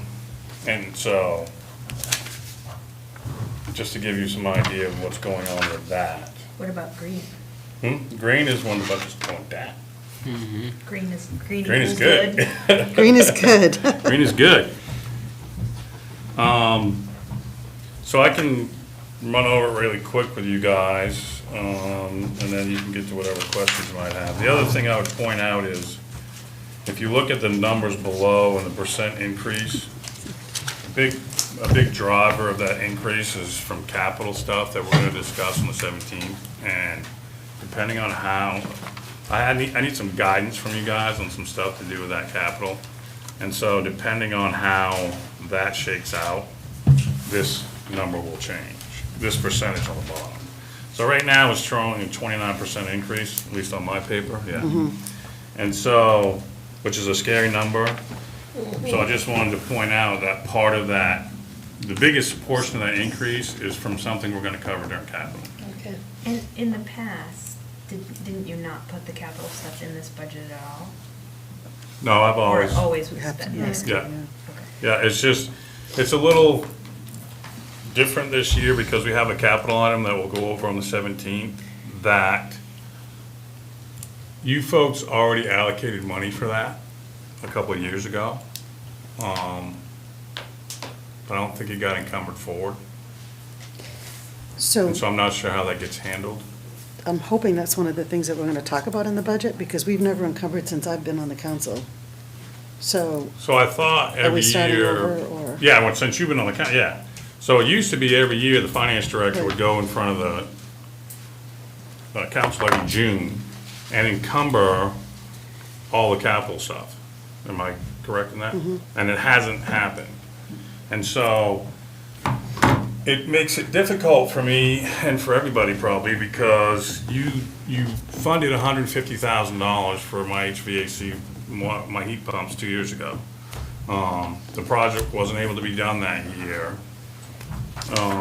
So that, the boilers were done that year. That was part of it. The heat pumps weren't done that year because we couldn't find somebody to give us the quote on them. So I assumed it was gonna be carried over. We now have a quote, which you'll see, when we do the capital. But I don't know if I can adjust the number for the money that was already supposed to have been allocated, or is that money now gone, and so now we're talking the fresh number? I'm not sure how that's gonna have to be, how that's gonna work, because it was authorized for 150,000, which would significantly reduce the number, the quote that I have, but not if we can't encumber that money, or if that money's no longer available. I don't know how to put it. we need an audit. Because if your budget is under because of that or not spent, that money's sitting somewhere in you're different because you're an enterprise Right, we're an account. enterprise account. So your money should be sitting somewhere. Right. So that money may not be encumbered, but it's sitting in your, It should have been Fund- allocated when the budget was approved, right, correct? so we may just have to reallocate that. So that's the guidance that I'm trying to figure The out. ones that I worry about are highway and those ones, and increasing taxation money, because things weren't encumbered, but the money's still there. That's a discussion that we're gonna have Yeah, I think that's a when we get critical, further into the budget. that's a critical It is. conversation you're gonna have, because I had the 75,000 for the septic transfer project you guys approved last year, which I was gonna do with Adam. It was too busy this year, so we didn't do it, but is that 75,000 gonna get encumbered? That'll be, that's finances, I we don't gotta know. get that all straightened So, out. because it had always been, as you encumber the funds forward, those funds are available to offset new capital projects if they don't get expended, or if like a project comes under, right, so. But until we get the 2024 audit, we're not gonna know what we can encumber for this year. That's the Yeah, problem. and so that's why it's so difficult for me to project this capital project view, because the budget number I got for replacing the heat pumps at the treatment plant is what the guy called an order of magnitude number, which includes all possibilities, and it's $350,000. If you take that $350,000 and you take $120,000 out of it, that significantly changes the increase in my budget. Or if you take that $350,000 and you take it out and we're gonna put it on another year going forward or something, then it's another it gives you a completely different picture of my budget. And so that's why I wanted to point out before we start going over this, because we're always quite sensitive about year-over-year changes and what your budget's doing, being physically responsible, trying to keep your budget flat, but you still have to account for inflation and things of that nature.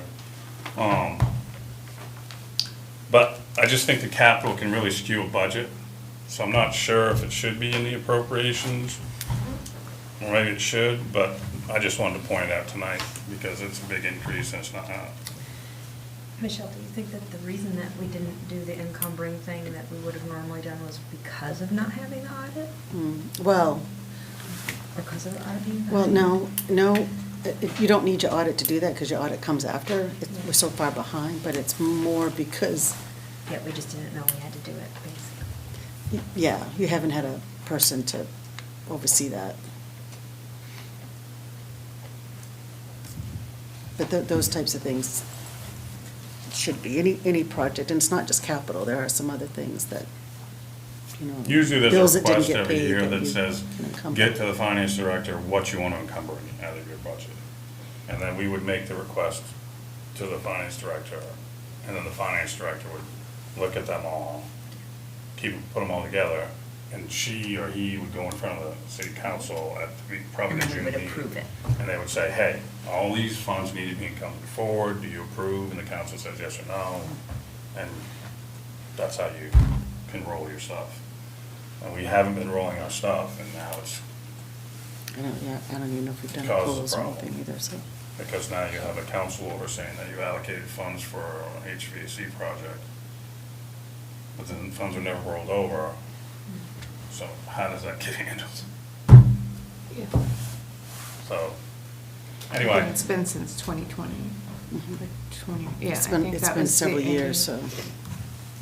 So we may have 3 years' worth of encumbrances. yeah, yeah. But it's been so long, we can't go back to 2020 and then 21, 22. That's, We yeah. just have to look, I think at this point, look at what we have in fund balances and then reallocate from fund balance, just those things that aren't operating but should have been brought forward. Yeah. I think that's how we're gonna end up having to do it, or else, I don't see how we could go back and see, what was spent, what wasn't spent. But if we at least know what's sitting in accounts and then can decide fresh where Exactly, it should be allocated, that's exactly. not awful. But with yours, I'm afraid that it went into covered deficits. But again, I don't have the audit, so. Well, either way, it's probably helpful to see this budget with and without the cap improvements, just to see what the operational. Yeah, if you expenses take the look like. capital I improvement was gonna say, look at it. line off of there, this budget drops dramatically. It does.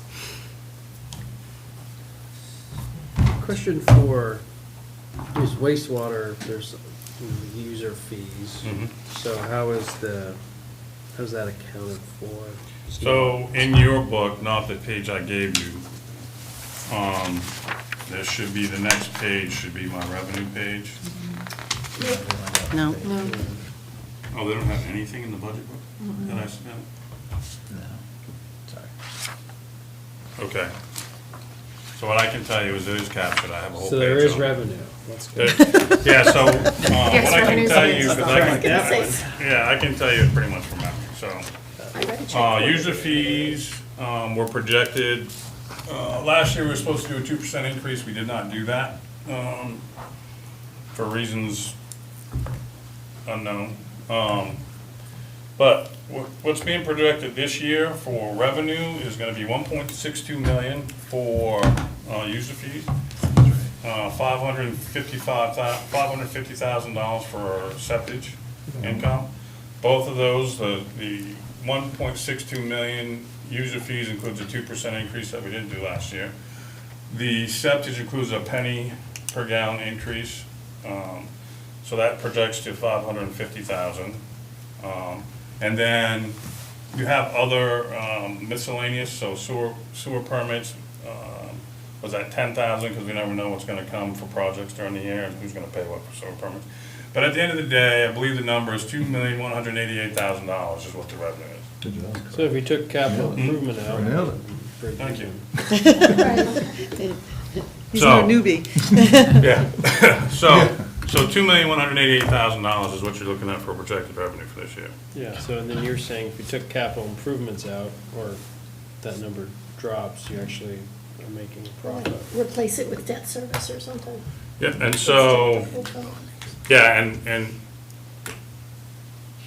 I have it all, it's all done, I sent it in, I don't know what happened with the budget books, all I'm telling you is the step, so, and that's the number, $2,188,000 is the projected revenue. The capital improvement projects are the HVAC for $350,000, actually, I have it right here. I have it right here.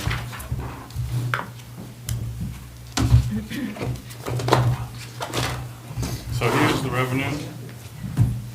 And then here is, I know we're getting ahead of ourselves, so the reason, so I have the year-over-year numbers from the septage, and I have the projected numbers on this page for the user fees, and then projected a 2% increase on that. And then capital, 350,000 for the HVAC, which don't know what's gonna happen with. But the other ones are real numbers that I am asking for. So it's a vac jetter truck, major service on the centrifuge that we do every 3 years. And then leasing 2 pickup trucks to replace 2 old pickup trucks that we have. We haven't done any leases yet. We did do it last year, so. So that's the capital. So if you take the 350,000 out, you know, it significantly reduces it. And that's the guidance that I was gonna need from you guys, because I don't know what's gonna happen with the money that was already allocated to it. And then we have to have a serious conversation on intent to actually do it. And does it make sense? It's difficult for me right now to give you a real projection on the HVAC value of putting new heat pumps in, because I can't get into Munis now to see how much we were spending on propane to heat the plant when we had heat pumps and when we didn't have heat pumps. But it was a significant difference. So those numbers got brought forward though, right? We didn't lose all of our history. I gotta be able to find them, I just can't find them right now. Okay, I but we tried to didn't find lose them. it, it's just a matter of you finding it. Yeah, I all don't that think stuff it's should have been lost, bought no. forward at Munis. Yeah. But Cassell wasn't working today, Well, yeah. and only a few people have access to Munis, so I'm not one of them, which is fine.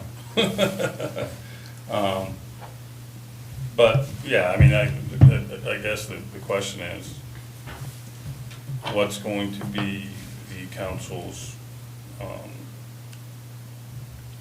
appetite for doing that project? Because I have 4 huge heat pumps sitting at the plant right now that aren't functioning. And so we're running completely off propane right now. Whereas before, when we had the heat pumps heated and cooled our plant. Why aren't they running? I'm gonna tell you it was a design flaw from the beginning.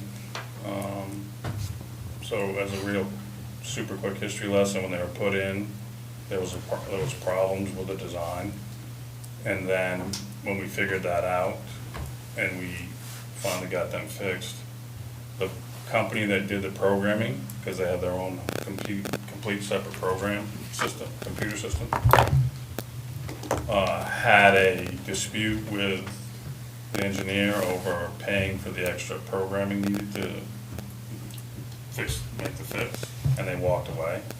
So we never got trained on the preventive maintenance aspects of it. We just I hired somebody that knew the programming, that was able to make them work correctly for us for a number of years. But in terms of being able to flush them with the chemical flushes that were supposed to happen and things like that, we didn't know how to do it. And the difference that you run into with our heat pumps that we put in then, as opposed to what I'm proposing to put in now, is those heat pumps would actually use the effluent from the treatment plant as their water source to do the heat transfer. And even though our water's very clear, it still does have organics in it. And so over time, it caused issues with the coils and the heat transfer. And by the time we realized that that's what was the issue, we had already lost two of them. And then we tried to save 2 of them, and we made them last for a while. What I'm proposing to do, based on conversations with the people in the industry, is not use our effluent anymore. I just want to put the same exact heat pumps in, but instead of using the effluent, I just want to have a closed loop glycol system in the basement, and then they would have to put a chiller on the back of the building, and all of that issue that we had using the heat, using the effluent and putting it through the exchangers and everything is gone. And so I think you have a much more longer lasting, better efficient, capable product that's gonna do a good job for us. But obviously now we're retroing and it's not cheap.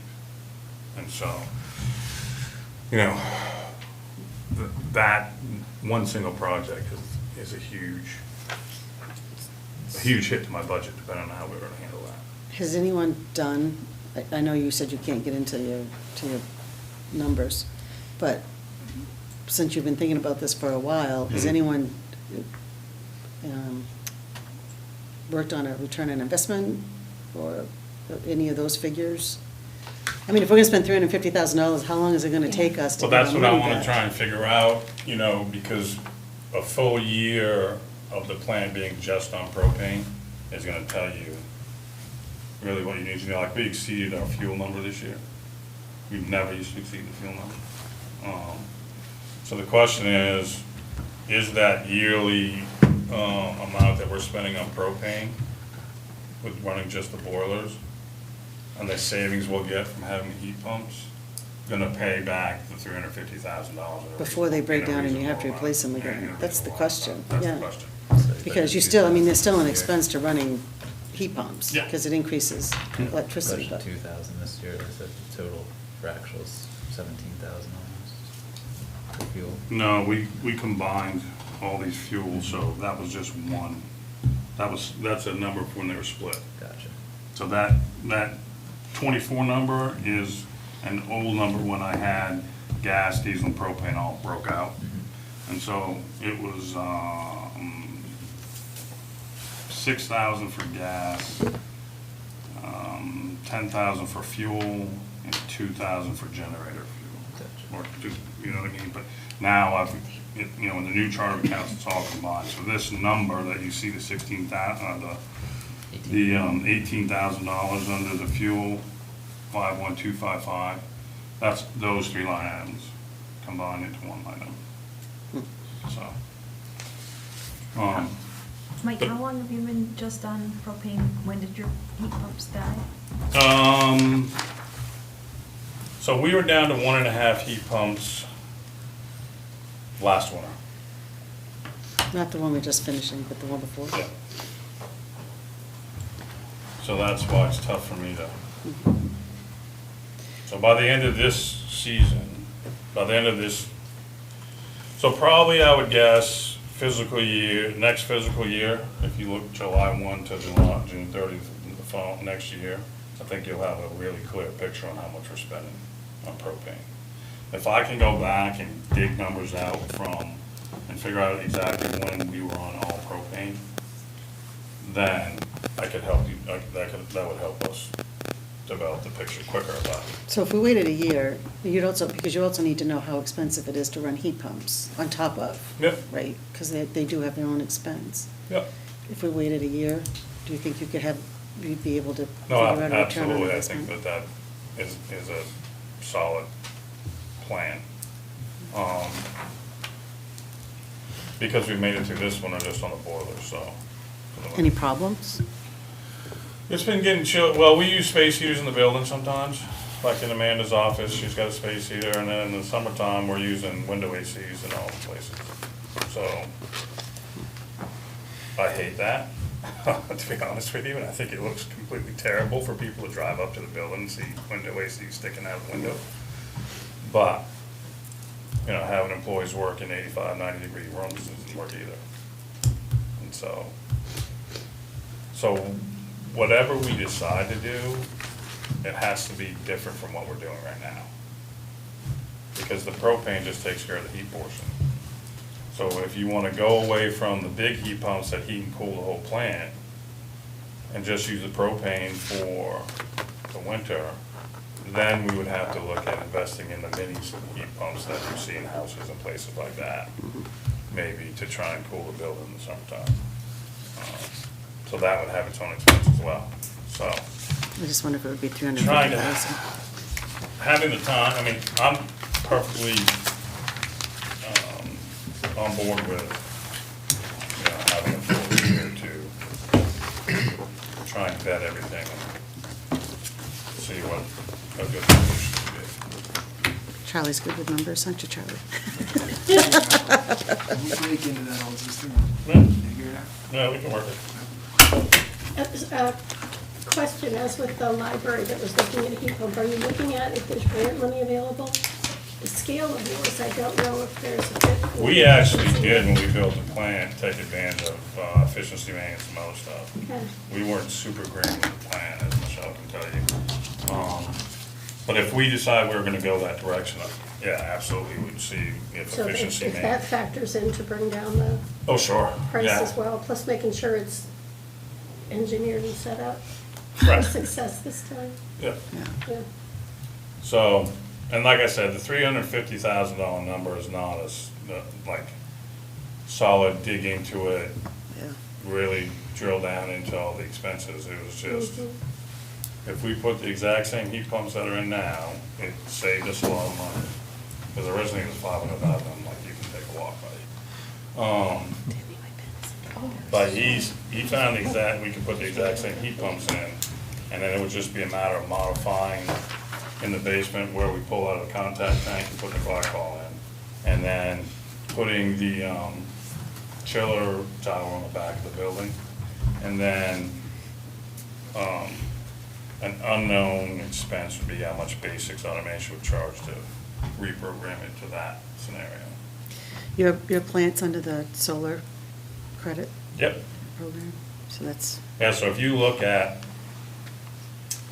my previous year's numbers for power, Yeah, it's down. Yeah. 75,000. yeah, we're killing it.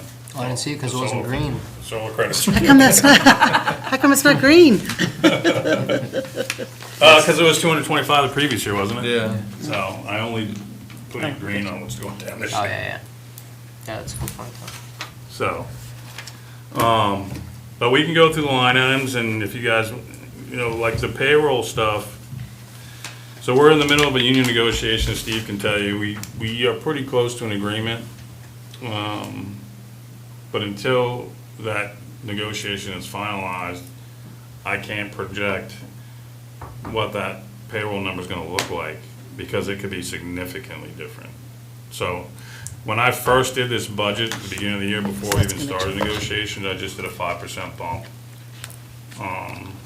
to try and have a placeholder there, because So this is a placeholder that you have there? right now? now, the 5% is what I put in there for a Okay. bump, but if what's being proposed goes through, it's gonna be a lot more than 5%. No, I can't project that yet. Steve, you have any sense of that? Well, you can't talk about that, it's negotiations. No, I'm not talking about as far as revealing that, just, would your sense be that 5% would probably not cover? No. Yeah, I don't believe that 5% is anywhere near it. yeah. For 1 year?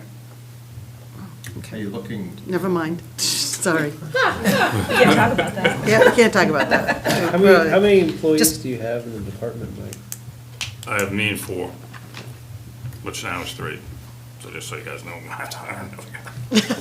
One of our guys separated. Are all your guys licensed? I'm licensed, Ray's licensed. The 2 newest guys that have been there in less than 6 months aren't licensed. One of them has left, but the other new guy is not licensed. So, but we already have built in before we even had the union, we already had it built into the budget to give raises for licensure. And then now their union contract it's based at their income structure, their wage structure is actually based on licensing. And so it incentivizes them to get their license. They're actually required, by the way, under our, Yeah. like What's if they this- don't get them, then, So is that what the stipend is, though? no. Nope, so the stipend is the on-call, so. Oh, okay. So, the guys usually rotate 1 week at a time on call. Whoever's on call by contract gets, right now, $160 a week, even if they don't get called in for being on call. And I'm projecting $200 a week, depending on what happens with the union negotiations. I just bumped it up to that in case that's what happens. So that stipend number that you see is $10,400, is $200 a week for whoever's on call. The $16,250 is the new position that Matt mentioned earlier. I bumped up overtime because we exceeded it last year. Part of the reason we exceeded it is because of the dewatering in the summertime. We've been paying guys to stay late because we're taking so much. And their salaries are going up. So even previously, we didn't exceed because the salaries were such that it wasn't exceeding the overtime. But now that, you know, like we had the 5% COLA increase last year, so now their overtime pay is higher because they got a 5% increase in their salary. And so, right now, we're at 29,000 and change. And we still got April, May, and June to go. So I bumped that. up. And they're, and, you know, depending on the union negotiations, I assume that they're gonna get, you know, an increase in wages as part of the negotiation. And so I'm trying to cover that eventuality that they do end up with a bump in pay. So that's, you know, and it will reflect on our overtime. Telephone, power, water went up just because the water rates went up.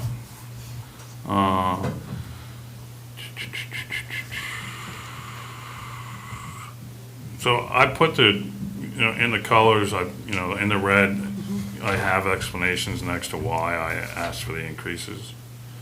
And hopefully I didn't miss any. But, and then this 2023 general obligation bond, do we know if we're gonna have to pay on that this year? Yeah. This coming budget year? We did. Okay. So that's the real number for that I got from Nick today. So that was an additional debt service that we ended up with this year. So, I'm sorry, what was that for? So the general obligation bond is for multiple things, but for my part of it, it's what we're gonna be paying for the High Street DOT project with, that money. And then we had money in there for, Water Street Pump Station to finish paying for that. And yes, we're shifting monies around, but this was the original allocation. Oh, okay, because I thought the Water Street pump station was paid for by allocation from the government. Yeah, so Water Street Pump Station originally was gonna be paid for with the MBRC grant of $500,000. And we had to match that. And the original projection for the project, I think we were gonna bond like 1.2 million for the rest of that project. Then we got $2,200,000 in ARPA money from the DEP,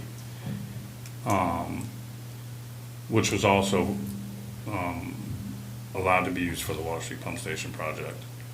And then we have the High Street Pump Station project, which I think is what you're talking about, where we got a congressionally directed spending for that, which actually covers the whole project. Okay.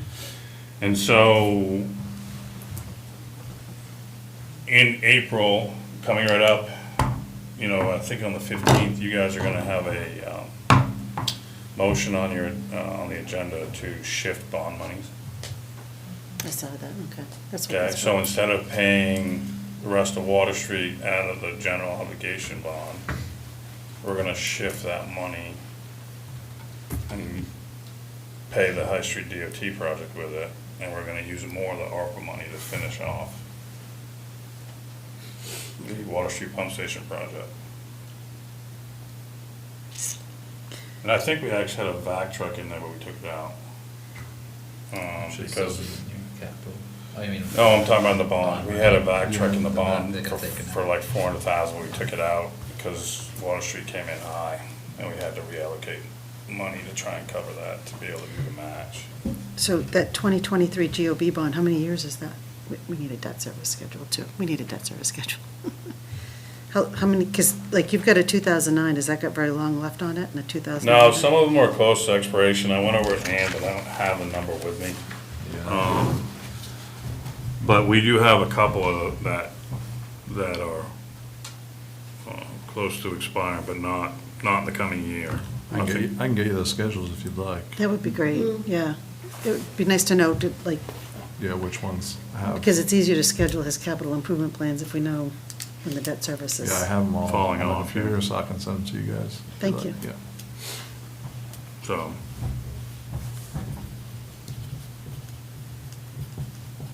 But taking the 350,000 out, now we're in a much better frame of mind. Well, I'm in a much better frame of mind. All right, is there anything else? Anybody? I'll say for Thursday, I believe the police, just, with the weather reports, just being cognizant that that might be a difficult one to make happen here. It seems to be right in the heart of the storm, it seems like there's a little variability there, but, so be in touch for potential reschedule. And then Troy and I did talk today about the budget, prep well for it. Just thanks to Matt for helping out. Yeah, Getting it here, absolutely. and I've asked that he continue to help through this process. He's kind of a half in there. I'll hopefully be able to double up with him and start getting some answers to these questions, and looking forward to Thank you. diving in. Thanks. No problem. Then if we could still, I think I talked to you last week about it as well, if we could just get the information in advance. And then I noticed we're just getting like the cover pages for each department, but it would be good to be able to get whatever the department. head Yeah, I thought you gave for guys had the backup revenue and capital information. pages already. Yeah, So- backup And I and understand it revenue. was, tight schedule too, so. That was my fault. I apologize for not getting that. No, it's not your No. fault. No, it's okay. That's fine. That's absolutely. We're not blaming We're all anybody, I'm in just it asking. together. for We are, we're all in this, we're all gonna work this out. Yeah, yeah. You got water, I'm just ready to. Are we all done? Is everyone ready to adjourn? All right. Tell Nate.